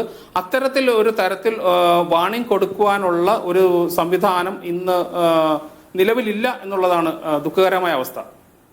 ശരി, ഡോക്ടർ എസ് അഭിലാഷ്, ഈ മഴ പ്രഡിക്റ്റ് ചെയ്യാൻ കഴിയില്ല. പ്രത്യേകിച്ച് നമ്മുടെ ഭൂമധ്യരേഖയുള്ള സ്ഥലത്ത് വരുന്ന കാലാവസ്ഥാ വ്യതിയാനങ്ങൾ, ഒരു പ്രത്യേക താലൂക്കിലോ പഞ്ചായത്തിലോ എത്ര മഴ പെയ്യും, അവിടെ കൂടുതൽ മഴ പെയ്താൽ തിരിച്ചറിയാൻ കഴിയില്ല. അങ്ങനെ സാങ്കേതികമായ ഒരുപാട് പ്രശ്നങ്ങൾ പറയുന്നുണ്ട്. പക്ഷേ അഭിലാഷ് നോക്കൂ, കേരളം പോലൊരു സംസ്ഥാനത്ത് ഈ റിസോഴ്സസ്, അതായത് മനുഷ്യ വിഭവശേഷി അപാരമാണെന്ന് എനിക്ക് തോന്നിയിട്ടുണ്ട്. ഇപ്പോൾ ജപ്പാനിൽ നിന്ന് ഒരു എന്താണ് പറയുക, ഫ്ലഡ് റിലേറ്റഡുമായി ബന്ധപ്പെട്ട് പഠനങ്ങൾ ഗവേഷണം നടത്തുന്ന ഒരു ശാസ്ത്രജ്ഞനെ ബന്ധപ്പെടുകയാണ്. അതായത് മലയാളികളായ ധാരാളം സയന്റിസ്റ്റുകൾ ദുരന്ത നിവാരണ രംഗത്തും കാലാവസ്ഥാ രംഗത്തും മറ്റ് ഭൗമ മേഖലയിലും എല്ലാം പ്രവർത്തിച്ചുകൊണ്ടിരിക്കുന്ന അത്രമാത്രം വിഭവശേഷിയുള്ള ആൾക്കാരാണ്. അത്ര റിസോഴ്സ് നമുക്ക് ഉപയോഗിക്കാൻ കഴിയുന്നുണ്ട്. ഈ കേരളത്തിൽ ഇപ്പോൾ ജോലി ചെയ്തുകൊണ്ടിരിക്കുന്ന ഈ മേഖലയിലുള്ള ആളുകളെ സംബന്ധിച്ചാണെങ്കിലും അവരാരും ഒരു ഗ്ലോബലി നോക്കിക്കഴിഞ്ഞാൽ ഇൻകംപിറ്റൻ്റ് ആയിട്ടുള്ള ആൾക്കാരല്ല, വളരെ നന്നായി നല്ല ആളുകളാണ്. അപ്പോൾ ഇതിനെയൊക്കെ യോജിപ്പിച്ചുകൊണ്ട് നമുക്ക് ഈ 6 വർഷമായിട്ടും ഒരു മുന്നറിയിപ്പ് സംവിധാനം രൂപപ്പെടുത്താൻ കഴിയുന്നില്ല എന്ന് പറഞ്ഞാൽ മറ്റ് രാജ്യങ്ങളിൽ ഇതൊക്കെ നടക്കുന്നുണ്ടല്ലോ. നമ്മളെക്കാൾ കൂടുതൽ പ്രകൃതി ദുരന്തങ്ങൾ നേരിടുന്ന ഏഷ്യൻ രാജ്യങ്ങൾ കൂടിയുണ്ട്. അവരൊക്കെ എങ്ങനെയാണ് ഇത് ചെയ്തതെന്ന് പഠിക്കുക, അത് ഇവിടേക്ക് പകർത്തുക.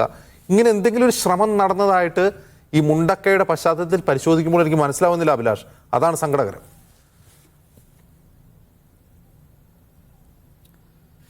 അല്ല, നമ്മൾ വീണ്ടും അങ്ങനെ ചോദിച്ചു കഴിഞ്ഞാൽ നമ്മൾ 2018 എവിടെ ആയിരുന്നോ അവിടെ തന്നെയാണ് നമ്മളിപ്പോൾ നിൽക്കുന്നത്. എക്സെപ്റ്റ് ശ്രീകുമാർ സാറിൻ്റെ നേതൃത്വത്തിൽ കിലയുടെ ആഭിമുഖ്യത്തിൽ എനിക്ക് തോന്നുന്നു ഇന്ത്യയിലെ തന്നെ ഏക സംസ്ഥാനം എന്ന് പറയുന്നത് കേരളമാണ്. ഒരു അറ്റ്ലീസ്റ്റ് ഒരു പഞ്ചായത്ത് ലെവലിലൊരു ഡിസാസ്റ്റർ മാനേജ്മെൻറ്റ് പ്ലാൻ ഇംപ്ലിമെൻ്റ് ചെയ്തത് എനിക്ക് തോന്നുന്നു കേരളം മാത്രമാണ്. അത് കിലയുടെ നേതൃത്വത്തിലാണ് സംഭവിച്ചത്. അതിനും പല പല കുറ്റങ്ങളും ശ്രീകുമാർ സാർ പറഞ്ഞ പോലെ അതൊരു ഫുൾ പ്രൂഫായിട്ടുള്ള ഒരു സിസ്റ്റം അല്ല, അത് കൂടുതൽ ഡെവലപ്പ് ചെയ്യണം. അപ്പം സാറ് സൂചിപ്പിച്ചതുപോലെ ഇതിൽ പ്രശ്നം എവിടെയാണെന്നുള്ളതാണ് നമ്മുടെ ഒരു വിഷയം. ഇത് ബൈജു സാറ് പറഞ്ഞതുപോലെ ഞാൻ പൂർണ്ണമായിട്ട് യോജിക്കുകയാണ്. എന്നാൽ പോലും നമ്മുടെ പ്രവചനങ്ങൾ ഒരു 2010 40% ആക്യുറസിയുള്ള പ്രവചനങ്ങൾ നമ്മൾ 2024 ആകുമ്പോഴേക്കും ഒരു 60-70% ആക്യുറസിയിലേക്ക് എത്തിയിട്ടുണ്ട്. അപ്പം പ്രത്യേകിച്ച് നമ്മളിപ്പോൾ ചർച്ച ചെയ്യുന്നത് ഒരു ലാൻഡ്സ്ലൈഡ് ഏർലി വാർണിംഗ് സിസ്റ്റം ഉണ്ടായിരുന്നു, അത് ആക്ഷണബിൾ ആയിരുന്നു എന്നാണ് നമ്മൾ നോക്കേണ്ടത്. ഏത് ദുരന്തമായാലും കാലാവസ്ഥാ പ്രവചനം 100% ആക്യുറേറ്റ് ആയിട്ട് എത്തിയിട്ടേ നമ്മൾ ഈ ദുരന്തങ്ങളൊക്കെ കൈകാര്യം ചെയ്യുന്നു ഉള്ള ഒരു വാശി നമ്മൾ വിടണം. കാരണം ഓഖിയിൽ നമ്മൾ കേട്ടത് അത് സൈക്ലോൺ ആകുമെന്ന് പറഞ്ഞില്ല, 60 വരെ സ്പീഡേ പറഞ്ഞുള്ളൂ, 62 ആകുമെന്ന് പറഞ്ഞില്ല. അതുകൊണ്ടാണ് പ്രശ്നമായത്. ഇവിടെ പറഞ്ഞത് റെഡ് അലർട്ട് കൊടുത്തില്ല, ഓറഞ്ച് അലർട്ടേ വന്നുള്ളൂ. നമ്മൾ ഒരു കാര്യം മനസ്സിലാക്കണം, ഏത് ലാൻഡ് സ്ലൈഡ് ആയാലും ഡോക്ടർ ബൈജു ഇവിടെ കൃത്യമായിട്ട് സൂചിപ്പിച്ചു, ഏത് ലാൻഡ് സ്ലൈഡ് ആയാലും അതിൻ്റെ 2 ഫാക്ടേഴ്സ് ഉണ്ട്. ഒന്ന് എല്ലാവർക്കും അറിയാവുന്ന കാര്യമാണ്, ഒന്ന് കണ്ടീഷനിങ് ഫാക്ടേഴ്സ്, ഒന്ന് ട്രിഗറിങ് ഫാക്ടേഴ്സ്. ഇവിടെ കണ്ടീഷനിങ് എന്ന് പറഞ്ഞാൽ സ്ലോപ്പ്, സോയില്, പിന്നെ സ്ട്രീമുകളുടെ ഡെൻസിറ്റി. ഡെൻസായിട്ടുള്ള സ്ട്രീമാണ്. നമ്മുടെ ചാലിയാർ പുഴയിലേക്കുള്ള ഒരു 25% വെള്ളവും ഈ പറഞ്ഞ പോലെ സപ്ലൈ ചെയ്യുന്നത് ഈ ഒരു ഒരു നദീതടത്തിൻ്റെ പാർട്ടാണ്. ആ നദീതടത്തിൻ്റെ പാർട്ടായിട്ട് വരുന്ന ഒരു 200-250 സ്ക്വയർ കിലോമീറ്റർ ഏരിയയാണ് ഇത്. ഒരു വലിയ പൊട്ടൻഷ്യലായിട്ടുള്ള സൂചിപ്പാറ വെള്ളച്ചാട്ടം തന്നെ അതിൻ്റെ തൊട്ടടുത്ത് തന്നെയാണ്. അപ്പം ഇത് നമ്മൾ മനസ്സിലാക്കണം. നമ്മുടെ അവിടെ ലാൻഡ് സ്ലൈഡ് മാത്രമുള്ള ഒരു പ്രശ്നമല്ല നിലനിൽക്കുന്നത്, ഈ പറഞ്ഞ പോലെ ഒരു ഹൈ ഫ്ലഡ് സോൺ കൂടിയാണത്. അപ്പം അവിടെ ഈ ലാൻഡ് സ്ലൈഡ് തന്നെ നമ്മൾ എടുത്ത് പിടിച്ചാൽ ലാൻഡ് സ്ലൈഡിൻ്റെ ഒരു ഫുൾ പ്രൂഫായിട്ടുള്ള ഒരു ഏർലി വാർണിംഗ് സിസ്റ്റം ലോകത്തൊരിടത്തുമില്ല. നമുക്ക് ചെയ്യാൻ പറ്റുന്നത് ഞാൻ മുമ്പേ സൂചിപ്പിച്ച പോലെ ഹൈലി സസെപ്റ്റബിൾ ആയിട്ടുള്ള ഇത്തരം കണ്ടീഷനിങ് ഫാക്ടേഴ്സ് ഒത്തുചേർന്ന ആക്യുറേറ്റ് ആയിട്ടുള്ള ആക്ഷണബിൾ ആയിട്ടുള്ള മാപ്പ് ഉണ്ടെങ്കിൽ പിന്നീട് വരുന്നതാണ് റെയിൻഫാൾ എന്ന് പറയുന്ന കാര്യം. ഇവിടെ നമ്മുടെ പശ്ചിമഘട്ടത്തിലെ 99% ലാൻഡ് സ്ലൈഡും ട്രിഗർ ചെയ്യപ്പെടുന്നത് റെയിൻഫാൾ തന്നെയാണ്. എവിടെയായാലും, കാരണം പശ്ചിമഘട്ടത്തിൽ കൊങ്കൺ ഏരിയയിലെ എല്ലാം അങ്ങനെയാണ് സംഭവിക്കുന്നത്. അപ്പോൾ നമ്മളിവിടെ എങ്ങനെയാണ് റെയിൻഫാൾ എന്ന് പറഞ്ഞാൽ ഒറ്റ ദിവസം പെയ്യുന്ന മഴ കൊണ്ടല്ല ഈ ലാൻഡ് സ്ലൈഡ് ഉണ്ടാകുന്നത്. ബൈജു സാറ് ഡോക്ടർ ബൈജു അത് സൂചിപ്പിച്ചു. 2 ആഴ്ചക്കാലം നീണ്ടുനിന്ന അതിശക്തമായിട്ടുള്ള മഴയാണ് കൊങ്കൺ ബെൽറ്റിൽ നോർത്തേൺ കേരള തൊട്ട് ഗുജറാത്ത് തീരം വരെ കിട്ടിക്കൊണ്ടിരുന്നത്. അതിൻ്റെ പാർട്ടാണ് ശിരൂര് അർജുൻ്റെ പ്രശ്നമുണ്ടായത് ആ സമയത്താണ്. അപ്പം അതിൻ്റെ മഴയാണ് നമ്മുടെ വടക്കൻ കേരളത്തിൽ വന്നത്. അപ്പം 2019 ഞങ്ങളുടെയൊക്കെ പഠനമുണ്ട്. 2019 കവലപ്പാറ പുത്തുമല ദുരന്തം നടന്നതിൻ്റെ പ്രധാന കാരണം സൗത്ത് ഈസ്റ്റ് അറേബ്യൻ സീയിലെ മേഘങ്ങളുടെ രൂപീകരണത്തിൻ്റെ ഘടനയിലുണ്ടാകുന്ന വ്യത്യാസം അതൊരു മിനി ക്ലൗഡ് ബസ്റ്റായിട്ട് മാറി. അടുത്ത സമയത്ത് തന്നെ ഞങ്ങൾ അനലൈസ് ചെയ്തു 2019 ക്ലൗഡ് സ്ട്രക്ചർ എങ്ങനെയായിരുന്നു, അതേപോലെ ഒരു സിമിലർ ആയിട്ടുള്ള ഇവൻ്റാണ് ഈ കഴിഞ്ഞ. അപ്പോൾ ആ പേപ്പർ തന്നെ നമ്മൾ അവസാനിപ്പിക്കുന്നത് കേരളത്തിൽ ഇത്തരം മിനി ക്ലൗഡ് ബസ്റ്റ് ഇവൻറ്റ്സ് കൂടിക്കൂടി വരും, അത് കൂടുതൽ ലാൻഡ് സ്ലൈഡും ഫ്ലഡും ഉണ്ടാക്കുമെന്നും പറഞ്ഞാണ് 2020 ഞങ്ങൾ പുറത്തിറക്കിയ ആ പേപ്പർ ഞങ്ങൾ അവസാനിപ്പിച്ച് വെക്കുന്നത്. അതിൻ്റെ അത് വേണേൽ അയച്ചുതരാം, വായിച്ചു നോക്കിയോളൂ. അപ്പം ലാൻഡ് സ്ലൈഡിന് 2 തരത്തിൽ നമുക്ക് വാർണിംഗ് കൊടുക്കാം. ലാൻഡ് സ്ലൈഡിന് 2 തരത്തിലെ വാർണിംഗ് എന്ന് പറഞ്ഞു കഴിഞ്ഞാൽ, ഒന്ന് ഒരു റീജിയണൽ വാർണിംഗ് നമുക്ക് ജനറേറ്റ് ചെയ്യാം, പിന്നീട് നമുക്ക് സ്പെസിഫിക് ആയിട്ട് ലൊക്കേഷൻ സ്പെസിഫിക് ആയിട്ടുള്ള വാർണിംഗ് കൊടുക്കാം. റീജിയണൽ വാർണിംഗ് എന്ന് പറഞ്ഞു കഴിഞ്ഞാൽ പലതും ഈ ലാൻഡ് സ്ലൈഡ് സസെപ്റ്റബിലിറ്റി മാപ്പ് വെച്ചിട്ട് ഓരോ മേഖലയുടെയും ത്രഷോൾഡ് റെയിൻഫാൾ കണ്ടുപിടിക്കുക എന്നുള്ളതാണ്. അപ്പോൾ ട്രിഗറിംഗ് എന്ന് പറയുന്നത് ത്രഷോൾഡ് റെയിൻഫാൾ ആണ്. അത് ഒരു ദിവസം അന്നത്തെ ദിവസം പെയ്യുന്നതല്ല, അതിന് മുമ്പത്തെ ദിവസം പെയ്യുന്ന ആൻറ്റിസിഡൻറ്റ് റെയിൻഫാൾ എന്ന് പറയുന്ന ഒരു ഫാക്ടറുണ്ട്. അതുകൊണ്ട് പൂരിതമാകുന്ന സോയില് അത് കഴിഞ്ഞിട്ട് ഒരു 2 ദിവസം ഫ്രീ ആയിട്ട് മഴ മാറി നിന്ന് കഴിഞ്ഞാൽ ഈ വെള്ളം മൊത്തവും സ്വാഭാവികമായിട്ട് ഒലിച്ച് നമ്മുടെ അരുവികളിലൂടെ നദികളിലെത്തും. അപ്പോൾ 2 ദിവസത്തെ ഗ്യാപ്പ് ഉണ്ടെങ്കിൽ അവിടെ ആ പ്രശ്നം ഉണ്ടാകത്തില്ല. ചിലപ്പോൾ 100% സാച്ചുറേറ്റ് ആയിട്ട് നിൽക്കുന്ന ഒരു പ്രദേശത്ത് അത് അവിടുത്തെ ജനങ്ങൾക്കറിയാം. കാരണം അന്നത്തെ ദിവസം ഹ്യൂം സെൻറ്റർ കൊടുത്ത ഒരു അലേർട്ടിൻ്റെ പേരിലാണ് അവിടുത്തെ ജില്ലാ പഞ്ചായത്ത് പ്രസിഡന്റ് ഷംസാദിന് മരക്കാർ അവിടെ പോയി ക്യാമ്പ് തുടങ്ങിയിട്ടുണ്ട്. അവിടെ പോയി ക്യാമ്പ് തുടങ്ങിയിട്ട് മീഡിയാസിനോട് വിളിച്ച് പറഞ്ഞിട്ടുണ്ട്. അങ്ങനെ ഒരു മീഡിയ ആണ് മനോരമ ചാനലിൽ പോയിട്ട് അവിടുത്തെ ഒരാളുടെ ബൈറ്റ് എടുത്തത്. ഈ കുത്തി ഒലിച്ചു വീഴുന്ന വെള്ളം കണ്ടു കഴിഞ്ഞാൽ തന്നെ പേടിയാവുന്നു എന്ന് അങ്ങനെ പറഞ്ഞത്. അപ്പോൾ ഇങ്ങനത്തെ ഇൻഫർമേഷൻ നമുക്കുണ്ടായിരുന്നു. ഇവിടെ ആക്ഷനബിൾ ആയിരുന്നു എന്നാണ്, അതിൻ്റെ ഒരു ആക്ഷൻ പ്ലാൻ ഉണ്ടായിരുന്നു എന്നാണ് നമ്മൾ മനസ്സിലാക്കേണ്ടത്. അപ്പോൾ റെയിൻഫാൾ ബേസ്ഡ് ത്രഷോൾഡ് എന്ന് പറഞ്ഞാൽ വേണ്ട, ഫോർകാസ്റ്റേ നമുക്ക് വേണ്ട. ആ റെയിൻഫാൾ ത്രഷോൾഡ് എക്സീഡ് ചെയ്ത് ചില സിഗ്നൽസ് പ്രാദേശികമായിട്ട് കാണിക്കുമ്പോൾ അവിടെയാണ് ഡോക്ടർ ബൈജു സൂചിപ്പിച്ചതുപോലെ അവിടെ മേളിൽ നിന്നൊരു ഉത്തരവ് വരാൻ വേണ്ടി നോക്കിയിരിക്കാനുള്ള സമയമില്ല. അവിടെ തന്നെ ആക്ഷൻ ട്രിഗർ ചെയ്യേണ്ട സമയമാണ്. ആ ജില്ലാ പഞ്ചായത്ത് പ്രസിഡന്റിന് അതിനൊരു പക്ഷേ ഒരു അതോറിറ്റി ഉണ്ടായിരുന്നെങ്കിൽ ഒരു പക്ഷേ അങ്ങേര് അത് ഇനിഷ്യേറ്റ് ചെയ്തേനായിരുന്നു. അപ്പോൾ ഇത്തരത്തിലാണ് നമ്മൾ മാറേണ്ടത്. അപ്പോൾ രണ്ടാമത്തെ ഒരു വാർണിംഗ് സിസ്റ്റം നമുക്ക് കൊടുക്കാവുന്നത് ലൊക്കേഷൻ സ്പെസിഫിക്. ഇപ്പം ഫോർ എക്സാമ്പിൾ മുണ്ടകയിൽ ആ ഒരു പ്രദേശത്ത് ഫ്രീക്വൻ്റ് ആയിട്ട് ലാൻഡ് സ്ലൈഡ് ഉണ്ടാകുന്ന ഒരു മേഖലയാണ്. അവിടെ നമുക്ക് എങ്ങനെ ലൊക്കേഷൻ സ്പെസിഫിക് ആയിട്ട് സ്പെസിഫൈ ചെയ്ത് പറയാൻ പറ്റും? ഇപ്പം ഹ്യൂം സെൻറ്റർ പറഞ്ഞത് മുണ്ടകയെ മാത്രം ഉണ്ടാവുമെന്നായിരിക്കത്തില്ല. ആ ഒരു വയനാടിൻ്റെ പടിഞ്ഞാറൻ മേഖല മൊത്തം 25% ലാൻഡ് സ്ലൈഡ് സസെപ്റ്റബിൾ ഏരിയയാണ്. മൂപ്പനാട്, മേപ്പാടി, വൈത്തിരി, അത് തുടങ്ങി അങ്ങ് തവിഞ്ഞാല്, തിരുനെല്ലി വരെ നീണ്ടു നിൽക്കുന്ന കോഴിക്കോട്, മലപ്പുറം, കണ്ണൂർ അതിർത്തി പങ്കിടുന്ന ആ ഒരു 25% മേഖലയും ലാൻഡ് സ്ലൈഡ് സസെപ്റ്റബിൾ ആണ്. അവിടെ എല്ലായിടത്തും ഒരേ തരത്തിലുള്ള മഴയാണ് പെയ്തത്. പക്ഷേ ഇവിടെ മാത്രം എന്താണ് പ്രശ്നമുണ്ട്? അപ്പോൾ ഇത്തരം റിസ്ക് കൂടിയ മേഖലകൾ നമ്മൾ ഐഡന്റിഫൈ ചെയ്യണം. അവിടെ നമ്മൾ ചെയ്യേണ്ടത് ലൊക്കേഷൻ സ്പെസിഫിക് ആയിട്ട് കുറേ അധികം സെൻസറുകൾ വെച്ചിട്ട്, അപ്പോൾ ഇത് ഉണ്ടാകുന്നതിന് മുമ്പുള്ള ചില ഇൻഡിക്കേഷൻസ് നമുക്ക് കിട്ടും. IoT സെൻസർ എന്ന് പറയും. അതായത് ഇന്റർനെറ്റ് ഓഫ് തിങ്സിൽ ഇൻ്റഗ്രേറ്റ് ചെയ്തിട്ടുള്ള റെയിൻഫാള്, സോയിൽ മോയ്സ്ചർ, പോർ വാട്ടർ പ്രഷർ, ആക്സിലറോമീറ്റർ വെച്ചിട്ടുള്ള ലാൻഡിൻ്റെ മൂവ്മെൻറ്റ്, ഇതിൻ്റെയൊക്കെ ചെറിയ ട്രിഗർ ഡിറ്റക്ട് ചെയ്യുന്ന സെൻസേഴ്സ് അവൈലബിൾ ആണ്. അത് നമ്മൾ അവിടെ ഇൻസ്റ്റാൾ ചെയ്യണം. ലൊക്കേഷൻ സ്പെസിഫിക് ആയിട്ട് ഹൈ സസെപ്റ്റബിൾ ആയിട്ടുള്ള ഏരിയയിൽ അത് നമ്മൾ ഇൻസ്റ്റാൾ ചെയ്യണം. അപ്പോൾ ഇങ്ങനെ ലാൻഡ് സ്ലൈഡ് പ്രൊഡിക്ഷൻ എന്ന് പറഞ്ഞു കഴിഞ്ഞാൽ മൾട്ടിപ്പിൾ, അത് നമ്മൾ ആലോചിക്കണം. 2029 IMDയുടെ പ്രൊഡിക്ഷൻ ഓറഞ്ച് അലർട്ടാണ് റെയിൻഫാൾ എന്ന് പറഞ്ഞു കഴിഞ്ഞാൽ heavy to very heavy rain, 20 centimetre വരെ മഴ കിട്ടാനുള്ള സാഹചര്യം ഓറഞ്ച് അലർട്ടിലൂടെ 29 IMD പറഞ്ഞിട്ടുണ്ട്. 29 രാത്രി 30 രാവിലെയാണ് ഈ സംഭവം ഉണ്ടാകുന്നത്. അപ്പോൾ അവിടെ ഈ പറയുന്ന പോലെ പ്രവചനങ്ങളുടെ പോരായ്മ മാത്രമല്ല അവിടെ നിഴലിച്ചു നിന്നത്, ആക്ഷനബിൾ ആയിരുന്നു. ഇതും പറഞ്ഞ പോലെ 2017 ഓഖിയുടെ കാര്യം പറഞ്ഞ പോലെ 62 കിലോമീറ്റർ ആവുമെന്ന് പറഞ്ഞില്ല, 60 കിലോമീറ്റർ വരെ ആവുമെന്നേ പറഞ്ഞുള്ളൂ. ഇവിടെ 23 സെന്റിമീറ്റർ എന്ന് പറഞ്ഞില്ല, 20 സെന്റിമീറ്റർ മഴയെന്ന് ഒരു പ്രദേശം ജലപൂരിതമായി കഴിഞ്ഞാൽ, ഇപ്പം കണിച്ചാറ് കൊളയാട് 2022 ലാൻഡ് സ്ലൈഡ് ഉണ്ടായി, 34 സ്ഥലത്ത് ഒരു ദിവസം ഉരുൾപൊട്ടി. അവിടെ അന്ന് രേഖപ്പെടുത്തിയ മഴയെന്ന് പറയുന്നത് 8 സെന്റിമീറ്റർ മഴയാണ്. അപ്പോൾ ഇത്തരം സാച്ചുറേറ്റഡ് ആയിട്ടുള്ള അവസരങ്ങളിൽ എത്രത്തോളം ത്രഷോൾഡ് എത്തി നിൽക്കുന്നു, അവിടെ ആക്ഷൻ ഇനിഷ്യേറ്റ് ചെയ്യേണ്ടത് ലോക്കൽ ലെവലിലാണ്. ഇതാണ് നമ്മൾ 2018 തൊട്ട് പറയുന്നത്. ഒരു വികേന്ദ്രീകൃത തദ്ദേശ സ്വയംഭരണ സ്ഥാപനങ്ങൾക്ക് കൂടുതൽ പ്രാമുഖ്യം നൽകിക്കൊണ്ട് ഒരു ജനപങ്കാളിത്തത്തോടു കൂടിയുള്ള ദുരന്ത നിവാരണ നയമാണ് നമ്മൾ ഇംപ്ലിമെന്റ് ചെയ്യേണ്ടത്. അതിഥികളിലേക്ക് തിരികെ. ഡോക്ടർ ശ്രീകുമാർ, ഇപ്പോൾ ഓഖിയുടെ വേഗത, കാറ്റിൻ്റെ വേഗത 60 കിലോമീറ്റർ എന്ന് പറഞ്ഞു, അത് സൈക്ലോൺ എന്ന് പറഞ്ഞില്ല. അതുകൊണ്ട് ഞങ്ങൾ വാണിംഗ് കൊടുക്കുന്നില്ല. കന്യാകുമാരി വഴി ലക്ഷദ്വീപിലേക്ക് പോകുന്ന കാറ്റാണ്, അതിന് കേരളത്തിൽ വാണിംഗ് കൊടുക്കേണ്ട കാര്യമില്ല.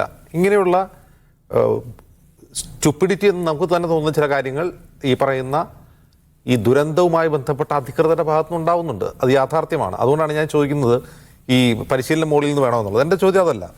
ഇവിടെ ലഭ്യമായ ഡാറ്റകൾ വെച്ച് തന്നെ, നമുക്ക് ലഭ്യമാകുന്ന പ്രഡിക്ഷൻ വെച്ച് തന്നെ ഈ ദുരന്ത എന്താ പറയുക, ഈ പറയുന്ന ഡിസാസ്റ്റർ മിറ്റിഗേഷൻ സാധ്യമാണെന്നാണ് ഡോക്ടർ എസ് അഭിലാഷ് പറയുന്നത്. പക്ഷേ ഈ ലഭ്യമാകുന്ന ഡാറ്റ അനലൈസ് ചെയ്യാൻ പോലും കഴിയുന്നില്ല അധികൃതർക്ക് എന്ന് വ്യക്തമാക്കുകയാണ് കഴിഞ്ഞു പോയ ഈ 5-6 വർഷത്തെ നമ്മുടെ അനുഭവങ്ങൾ. ഇങ്ങനെ നാം എത്ര നാൾ മുന്നോട്ട് പോകും?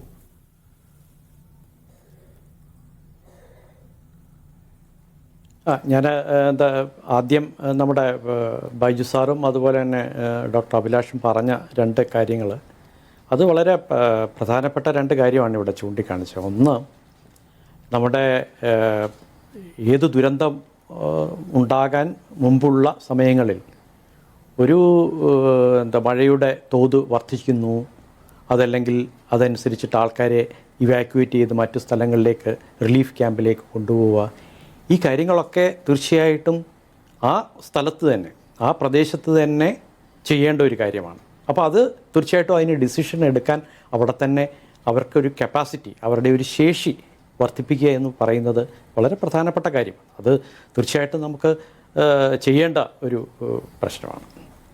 രണ്ടാമത്തെ, ഇപ്പോൾ ഓഖി ആണെങ്കിലും സുനാമി ആണെങ്കിലും അതുപോലെ തന്നെ ഫ്ലഡ് ആണെങ്കിലും ഒക്കെ നമുക്ക് അലേർട്ടുകൾ കിട്ടുന്നുണ്ട്.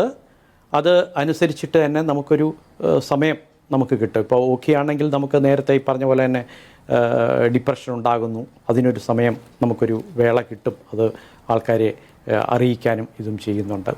രണ്ടാമത്തെ വെള്ളപ്പൊക്കമാണെങ്കിലും അതൊരു കുറച്ചുകൂടെ സ്ലോ ഒരു പ്രോസസ്സാണ്.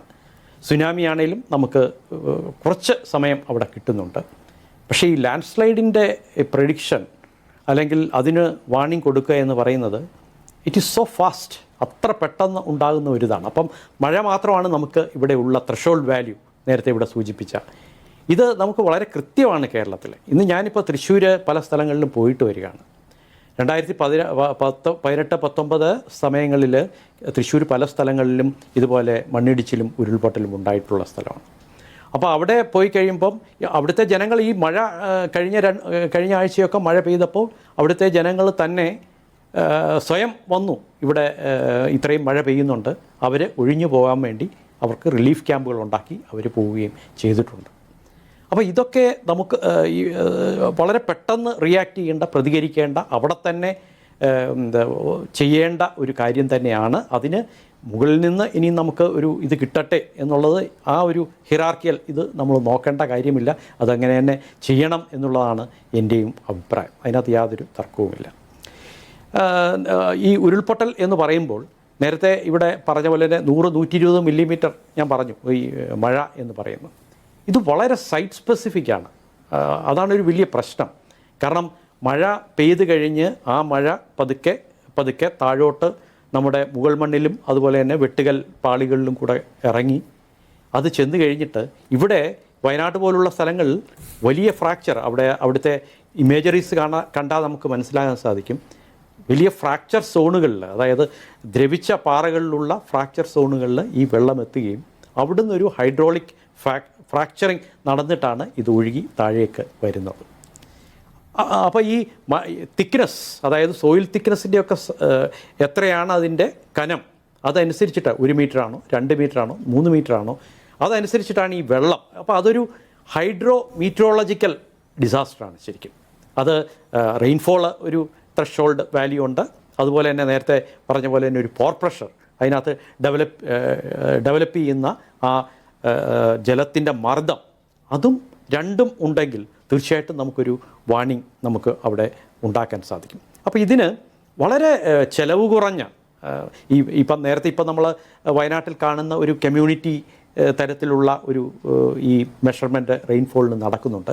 അതുപോലെ തന്നെ കമ്മ്യൂണിറ്റി തലത്തിൽ നമുക്ക് അത്തരത്തിലുള്ള ചെറിയ എക്യുപ്മെൻറ്റ്സ് വെച്ചിട്ട്, എൻ്റെ ഒരു ഫ്രണ്ട് എൻസസിലുള്ള അദ്ദേഹം പറയും, എക്സ്റ്റൻസോമീറ്റർ ഒരു പീസോമീറ്റർ ഉണ്ടെങ്കിൽ അത്യാവശ്യം ആ പ്രദേശത്തെ, അപ്പം ഹൈ സസെപ്റ്റബിൾ സോൺ എന്നുള്ള പ്രദേശത്തെ ഇത്തരത്തിൽ പല സ്ഥലങ്ങളിലും നമുക്ക് ഇത്തരത്തിലുള്ള ഈ എക്സ്റ്റൻസോമീറ്ററും പീസോമീറ്ററും ലോ കോസ്റ്റ് ആയിട്ടുള്ള അത്തരത്തിലുള്ള സാധനങ്ങൾ നമുക്ക് നിർമ്മിക്കാനും, നമുക്ക് ഒരുപാട് പോളിടെക്നിക് വിദ്യാർത്ഥികളുമൊക്കെ നമ്മുടെ സംസ്ഥാനത്തുണ്ട്. അത്തരം ആൾക്കാരെയൊക്കെ ഉപയോഗിച്ചുകൊണ്ട് ഇതിന് ഒരു ഇന്നവേറ്റീവായിട്ടുള്ള ഐഡിയാസും ഓരോ പ്രദേശവും അനുസരിച്ചിട്ട്, കാരണം നമുക്ക് വലിയ എക്സ്പെൻസീവായിട്ടുള്ള 10 ലക്ഷവും 15 ലക്ഷവും ഒക്കെ കൊടുത്ത് എത്ര വാർണിംഗ് സിസ്റ്റം നമുക്ക് ഉണ്ടാക്കാൻ സാധിക്കും? അതൊക്കെ വളരെ ബുദ്ധിമുട്ടാണ്. ഇപ്പം പുത്തുമല പൊട്ടി, പക്ഷേ ഇവിടെ നമ്മൾ പ്രതീക്ഷിക്കുന്നില്ല മുണ്ടക്കൈ എന്ന് പറയുന്നത്. ഒരുപക്ഷെ അതുകൊണ്ടായിരിക്കാം പുത്തുമലയിലും മറ്റുള്ള സ്ഥലങ്ങളിൽ നിന്നൊക്കെ ആൾക്കാരെ മാറ്റി പാർപ്പിച്ചു.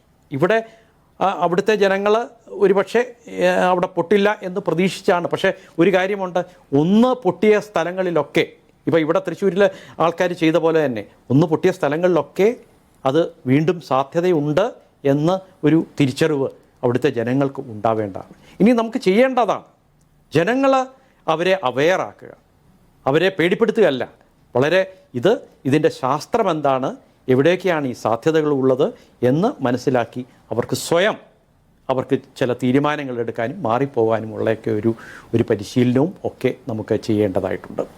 അതിന് നമുക്ക് ഈ സ്കെയിലൊന്നും പോരാ. നമുക്കിപ്പോൾ ഇപ്പം തയ്യാറാക്കിയിട്ടുള്ള മാപ്പുകളൊക്കെ തന്നെ 1:50,000 എന്നൊക്കെയുള്ള സ്കെയിലിലാണ്. വളരെ ഈ ഒരു സ്കെയിലൊന്നും ശരിക്കും പഞ്ചായത്ത് തലത്തിലും ഒക്കെ ഇടപെടാൻ സാധ്യതയില്ല. അപ്പോൾ ഇതൊക്കെ നമുക്ക് പരിചയപ്പെടുത്തേണ്ടതായിട്ടുണ്ട്. നമുക്ക് വേണമെങ്കിൽ ഒരു ജിയോളജിക്കൽ ജിയോ ടെക്നിക്കൽ, ഇവിടെ ഡോക്ടർ ബൈജു പറഞ്ഞ പോലെ തന്നെ ശരിക്കും ഈ വയനാടും ഇടുക്കിയും പോലുള്ള പ്രദേശങ്ങളിൽ ഹൈ ഹസാർഡ് സോൺസിലൊക്കെ ഒരു വീട് വെക്കണമെങ്കിൽ അല്ലെങ്കിൽ ഒരു പുതിയ നിർമ്മാണം നടത്തണമെങ്കിൽ നമുക്കൊരു ഗ്രൂപ്പ് ഓഫ് ജിയോ ടെക്നിക്കൽ എക്സ്പേർട്സിനെ ആവശ്യമുണ്ട്. അവർ ഇത്തരത്തിലുള്ള സ്ഥലം, വാസയോഗ്യമായിട്ടുള്ള സ്ഥലം കണ്ടെത്തി കൊടുക്കാനുള്ള ഒരു സജ്ജമാക്കേണ്ടതുണ്ട്. അങ്ങനെ നമുക്ക് വീട് അവിടെ വെക്കാൻ സാധിക്കത്തുള്ളൂ. അപ്പോൾ ഒരുപാട് തയ്യാറെടുപ്പുകൾ ഇതുമായിട്ട് ബന്ധപ്പെട്ട് നമുക്ക് ചെയ്യേണ്ടതായിട്ടുണ്ട്. അപ്പോൾ എവിടെയാണ് നമുക്ക് വീട് വയ്ക്കാൻ വാസയോഗ്യമായിട്ടുള്ളത്, ഇവിടെ നമുക്കത് വയ്ക്കാൻ പറ്റില്ല, അല്ലെങ്കിൽ എത്ര ഏരിയ, എത്ര ഹൈറ്റ് ഉള്ള വീടുകളാണ് അവിടെ പണിയാൻ സാധിക്കുന്നത്, ഇതിനെപ്പറ്റിയുള്ള കൃത്യമായിട്ടുള്ള ധാരണ ജനങ്ങൾക്കുണ്ടാവും.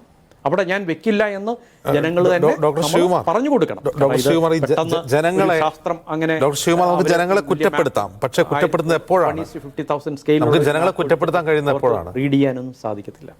ഡോക്ടർ വേണ്ടിയുള്ള ശിവകുമാർ, നമുക്ക് ജനങ്ങളെ എപ്പോഴാണ് കുറ്റപ്പെടുത്താൻ കഴിയുക? കാരണം ഈ മുണ്ടക്കയിലാകട്ടെ, ഈ നമ്മൾ ഈ പറയുന്ന റെഡ് സോൺ എന്ന് പറയുന്ന ഈ ഉരുൾപൊട്ടൽ സാധ്യതയുള്ള മുഴുവൻ മേഖലകളിലും താമസിക്കുന്ന ആളുകളുടെ ക്ലാസ് നമ്മളൊന്ന് പരിശോധിക്കുക. വർക്കിംഗ് ക്ലാസ് ആണ്, തോട്ടം തൊഴിലാളികളാണ്. തോട്ടം തൊഴിലാളികളായി വിരമിച്ച് അപ്പോൾ കിട്ടിയ സമ്പാദ്യം കൊണ്ട് 2-3 സെന്റ് സ്ഥലം വാങ്ങി ജീവിക്കുന്ന ആൾക്കാരാണ് ഈ ഒഴുകിപ്പോയത്. അതുകൊണ്ടാണ് ഞാൻ ചോദിക്കുന്നത്. ഞാൻ അങ്ങേലേക്ക് വരാം, അങ്ങയുടെ കോള് കട്ടായി പോയെന്ന് തോന്നുന്നു. ശ്രീ ബൈജു, എൻ്റെ ക്വസ്റ്റ്യൻ അതാണ്, എൻ്റെ ഒരു പ്രധാനപ്പെട്ട ക്വസ്റ്റ്യൻ അതാണ്. ഈ ആളുകളോട് ഒഴിഞ്ഞു പോകാൻ പറഞ്ഞാൽ അവർ ഒഴിഞ്ഞു പോകാത്തതുകൊണ്ടാണ്. ഏതെങ്കിലും സ്കൂളിൽ പോയി തണുത്ത് വിറച്ച് കിടക്കാൻ അവർക്ക് മടിയാണ്. മരിച്ചാലും കുഴപ്പമില്ല, സ്വന്തം വീട്ടിൽ കിടന്ന് മരിക്കാം എന്നവർ ചിന്തിക്കുന്നു. അതായത് ഈ റിഹാബിലിറ്റേഷൻ അല്ലെങ്കിൽ മുൻകൂട്ടിയുള്ള അവരുടെ റീലൊക്കേഷൻ എന്ന് പറയുന്ന അവരെ സംബന്ധിച്ച് അത് അനുസരിക്കേണ്ട കാര്യമില്ല. അതൊരു അഡ്വൈസ് ആണെങ്കിൽ പോലും അവർ പോകുന്നില്ല. അതൊരു കാര്യം. രണ്ടാമത്തെ കാര്യം, ഈ ദുരന്ത സാധ്യതാ മേഖല എന്ന് പറയുന്ന ഈ മേഖലയെല്ലാം സമൂഹത്തിലെ ഏറ്റവും അടിത്തട്ടിലുള്ള മനുഷ്യർ താമസിക്കുന്ന, കൂലിപ്പണിക്കരായ മനുഷ്യർ താമസിക്കുന്ന 2-3 സെന്റ് സ്ഥലങ്ങളാണ്. അവരാണ് ഏറ്റവും കുറഞ്ഞ വിലയിൽ പോയി താമസിക്കുന്നത്. അതായത് ഇവരെ മാറ്റുക എന്നുള്ളത് ഒരു അഡ്വൈസ് കൊണ്ടോ അല്ലെങ്കിൽ ഒരു മുന്നറിയിപ്പ് കൊണ്ടോ ഒരു വാട്സപ്പ് മെസ്സേജ് കൊണ്ടോ സാധിക്കുന്ന ഒരു കാര്യമല്ല. അപ്പോൾ ഇവിടെ വേണ്ടത് യഥാർത്ഥത്തിൽ ഭരണകൂടത്തിന് കൃത്യമായ ദിശാബോധം വേണം. നമ്മൾ ഒരു കാലാവസ്ഥാ അഭയാർത്ഥികളായി മാറിക്കൊണ്ടിരിക്കുന്ന ഒരു സമൂഹമാണ്. ഇതിന് ദീർഘകാല പദ്ധതിയിലും ഹ്രസ്വകാല പദ്ധതികളും ആവശ്യമുണ്ട്. നമ്മൾ ദുരന്തമുണ്ടായിക്കഴിഞ്ഞ ആളുകൾക്ക് വേണ്ടി ടൗൺഷിപ്പുകൾ ഉണ്ടാക്കും എന്ന് പ്രഖ്യാപിച്ചതുകൊണ്ട് മാത്രം ഈ ദുരന്തം ആവർത്തിക്കാതിരിക്കില്ല. അപ്പോൾ യഥാർത്ഥത്തിൽ ഒരു പൊളിറ്റിക്കൽ ഡിസിഷൻ, ഒരു രാഷ്ട്രീയ നേതൃത്വത്തിന് ഒരു തീരുമാനം എടുക്കേണ്ട അവസാന സമയമായില്ലേ ഇത്?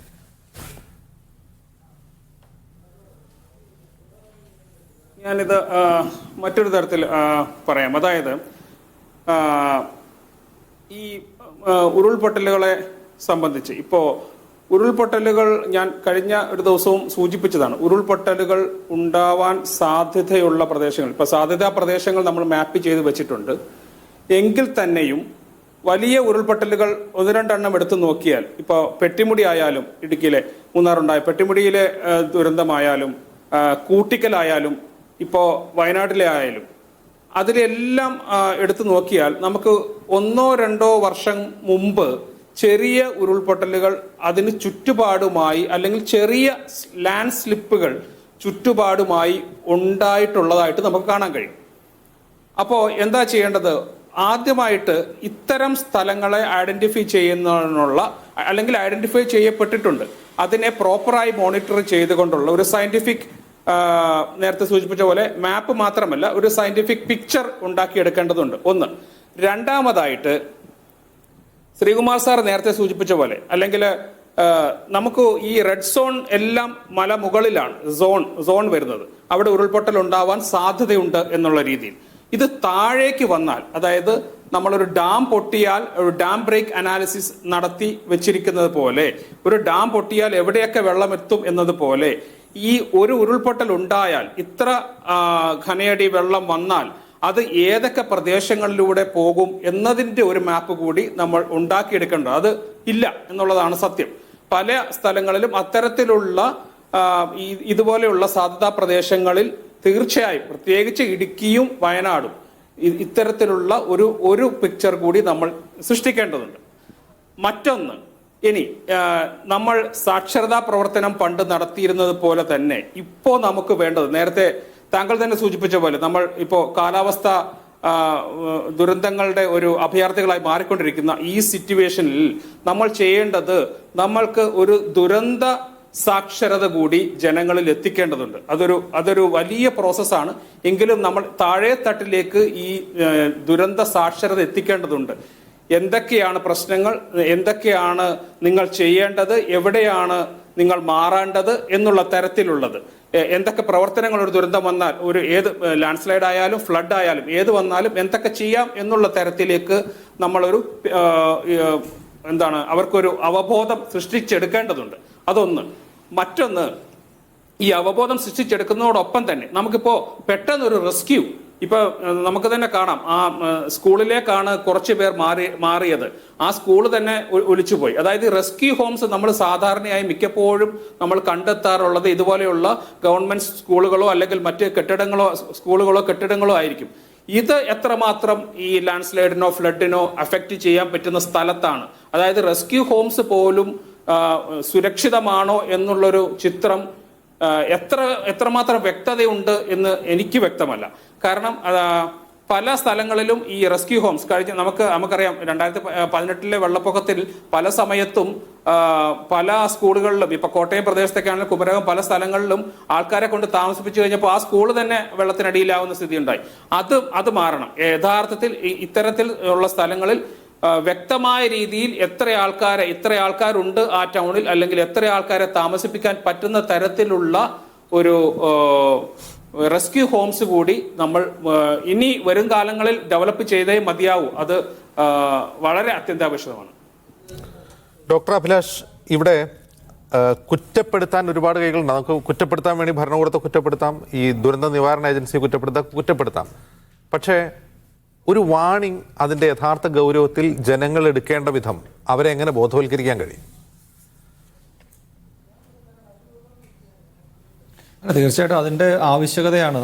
അതാണ് ജനപങ്കാളിത്തത്തോടുകൂടിയുള്ള ഒരു വികേന്ദ്രീകൃത ദുരന്ത നിവാരണ നയം എന്ന് പറയുന്നത് തന്നെ. കാരണം അതിൽ ഒരു 4 ഫാക്ടേഴ്സ് ഉണ്ട്. ഇപ്പം ഈ പാരഡൈം ഷിഫ്റ്റിൻ്റെ കാര്യമൊക്കെ പറഞ്ഞു. ഈ multi Hazard early warning system develop ചെയ്യും. പീപ്പിൾ സെൻട്രിക് ആകുമ്പം അതായത് റിസ്ക് നോളജ്, അതോടൊപ്പം തന്നെ മോണിറ്ററിംഗ് വാർണിംഗ്, പിന്നെ ബെറ്റർ കമ്മ്യൂണിക്കേഷൻ, പിന്നെ റെസ്പോൺസ്. ഈ 4 ഘടകങ്ങളൂടെ ചേരുമ്പോഴാണ് ഒരു വാണിംഗ്. ഇപ്പം നമ്മളൊരു വാണിംഗ് കൊടുത്തിട്ട് മാത്രം കാര്യമില്ല. അപ്പോൾ അവിടെ വാണിംഗ് ഉണ്ടായിരുന്നു, കൊടുത്തിട്ട് മാത്രം കാര്യമില്ല. പക്ഷേ അതിനനുസരിച്ച്, അതാണ് ശ്രീകുമാർ സാർ സൂചിപ്പിച്ചത്, അതിനനുസരിച്ച് ഇമ്മീഡിയറ്റ് ആയിട്ട് റെസ്പോണ്ട് ചെയ്യുന്ന ഒരു ടീം ഉണ്ടാകുക എന്നുള്ളതാണ് ലോക്കലി വരേണ്ടത്. അതോടൊപ്പം തന്നെ നമ്മൾ എപ്പോഴും മനസ്സിലാക്കേണ്ടത്, ഈ ഓരോ ദുരന്തമുഖത്തും അറ്റ്ലീസ്റ്റ് കുറേ അടയാളങ്ങളെങ്കിലും വെക്കുക. ഇവിടെ ഇങ്ങനെ ഒരു ദുരന്തം ഉണ്ടായിരുന്നു. ഇപ്പോൾ ഒരു വർഷം കഴിയുമ്പം കുട്ടികളുടെ കാര്യം ഡോക്ടർ ബൈജു പറഞ്ഞു. കുട്ടികൾ ഇപ്പം പോയി നോക്കിക്കഴിഞ്ഞാൽ എവിടെ ഉരുൾപൊട്ടലുകൾ നടന്നതെന്ന് പോലും നമുക്ക് മനസ്സിലാകത്തില്ല. അപ്പം അത്തരത്തിൽ ഓരോ ആൾക്കാരും വന്ന് താമസിക്കുന്ന സ്ഥലങ്ങളിൽ എത്രത്തോളം വൾണറബിലിറ്റി ഉണ്ടെന്ന് അവർക്ക് തന്നെ മനസ്സിലാക്കണം. അതാണ് റിസ്ക് നോളജ് എന്ന് പറയുന്നത്. രണ്ടാമത് മോണിറ്ററിംഗ് വാർണിംഗ് എന്ന് പറയുന്നതാണ് ഇത്തരത്തിലുള്ള ആ ഒരു മെറ്റീരിയോളജിക്കൽ, ഹൈഡ്രോളജിക്കലായിട്ടുള്ള പ്രോപ്പർട്ടീസ് നമ്മൾ എപ്പോഴും മോണിറ്റർ ചെയ്യുക പലതരത്തിലുള്ള ഇൻസ്ട്രുമെന്റ്സിലും മോഡലിങ്ങിലൂടെ. മൂന്നാമത് ഡിസിമിനേഷൻ ആൻഡ് കമ്മ്യൂണിക്കേഷൻ. അത് മീഡിയാസിന് വളരെയധികം പ്രാധാന്യമുണ്ട്. മീഡിയ റിപ്പോർട്ടിങ്ങിലും അതുപോലെ തന്നെ ഇത്തരം കൂടുതൽ പ്രശ്നങ്ങൾ വരുന്ന സമയത്ത് സെൻസിബിൾ ആയിട്ടുള്ള റിപ്പോർട്ടിംഗ് വളരെ അത്യാവശ്യമാണ്. അത് ഡിസിമിനേറ്റ് ചെയ്യുന്ന, എങ്ങനെ നിങ്ങളാണല്ലോ ഇത് ഡിസിമിനേറ്റ് ചെയ്യുന്നത് നമ്മുടെ ആൾക്കാരുടെ എടുക്കില്ല. കാരണം എന്നും യെല്ലോ അലർട്ട് വരുമ്പം പല സ്ഥലത്തും വെറുതെ നമ്മൾ കൂടുതൽ പാനിക്കാക്കുന്നത് പോലെ വരും. പക്ഷേ എന്നാൽ ഓറഞ്ച് അലർട്ട് വരുന്ന സമയത്ത് അവർ ആ അലർട്ടിനെ ഗൗരവമായിട്ട് എടുക്കുക. അപ്പോൾ ഇതിനെ ഡിസിമിനേറ്റ് ചെയ്ത് പ്രോപ്പറായിട്ട് കമ്മ്യൂണിക്കേറ്റ് ചെയ്യേണ്ട ഒരു സാധനമാണ്. അതിൽ ഡീകോഡ് ചെയ്യണം. അത് യഥാർത്ഥത്തിൽ ഡീകോഡ് ചെയ്ത് നിങ്ങൾ മാധ്യമങ്ങൾക്ക് തരേണ്ട ഒരു ഉത്തരവാദിത്തം കൂടിയുണ്ട്. നാലാമത് വരുന്നതാണ് അതിനോട് എങ്ങനെ റെസ്പോണ്ട് ചെയ്യുക, റെസ്പോൺസ് കേപ്പബിലിറ്റി അല്ലെങ്കിൽ കോപ്പിംഗ് ഓഫ് എന്ന് പറയുന്നത്. അപ്പോൾ അത് ഒരുക്കേണ്ടതെന്ന് പറഞ്ഞാൽ അതിനെ സജ്ജമാക്കേണ്ടത് പ്രാദേശിക ഭരണകൂടങ്ങൾ. നമ്മൾ നമ്മുടെ ആരോഗ്യ മേഖലയിലും വിദ്യാഭ്യാസ മേഖലയിലും സാക്ഷരതയുടെ കാര്യമൊക്കെ ഡോക്ടർ ബൈജു പറഞ്ഞു. എന്ന് പറഞ്ഞ പോലെ ഒരു ദുരന്ത നിവാരണ ജനകീയ പങ്കാളിത്തത്തോടു കൂടിയുള്ള ഒരു ദുരന്ത നിവാരണം നമ്മൾ ശാസ്ത്രസാഹിത്യ പരിഷത്തിനെ പോലുള്ള കമ്മ്യൂണിറ്റി ലെവലായിട്ടുള്ള ഓർഗനൈസേഷനെ പോലെ തന്നെ നമ്മുടെ ലോക്കൽ സെൽഫ് ഗവേണിംഗ് ബോഡീസ് മുന്നിട്ടിറങ്ങി ചെയ്യേണ്ട ഒരവസരമാണിത്. അത് ഇനിയും വൈകിക്കൂടാ. അത് ടോപ്പ് ടു ബോട്ടം ആകരുത്, ബോട്ടം ടു ടോപ്പ്. നമ്മൾ എടുക്കുന്ന ഡിസിഷൻ ലോക്കൽ ലെവലിൽ തന്നെ ഡിസിഷനും ആക്ഷനും എടുക്കുന്ന തരത്തിലേക്ക് നമ്മുടെ ദുരന്ത നിവാരണ നയങ്ങൾ മാറേണ്ടതായിട്ടുണ്ട്. റൈറ്റ്. എന്തായാലും ഇന്നിവിടെ നടന്ന ചർച്ചയെങ്കിലും ബധിരകരണങ്ങളിൽ പതിക്കാതെ അത് ഡോക്യുമെന്റ് ചെയ്യപ്പെട്ടെങ്കിൽ എന്ന് ആഗ്രഹിച്ചു പോവുകയാണ്. കാരണം ഇനിയും നമുക്ക് ചർച്ച ചെയ്തുകൊണ്ടിരിക്കാനോ നിർദ്ദേശങ്ങൾ സമർപ്പിക്കാനോ സമയം ലഭിച്ചു എന്ന് വരില്ല. വളരെ നന്ദി doctor S Abhilash, doctor S Sreekumar, doctor Baiju ഇത്രയും സംസാരിക്കുന്നു.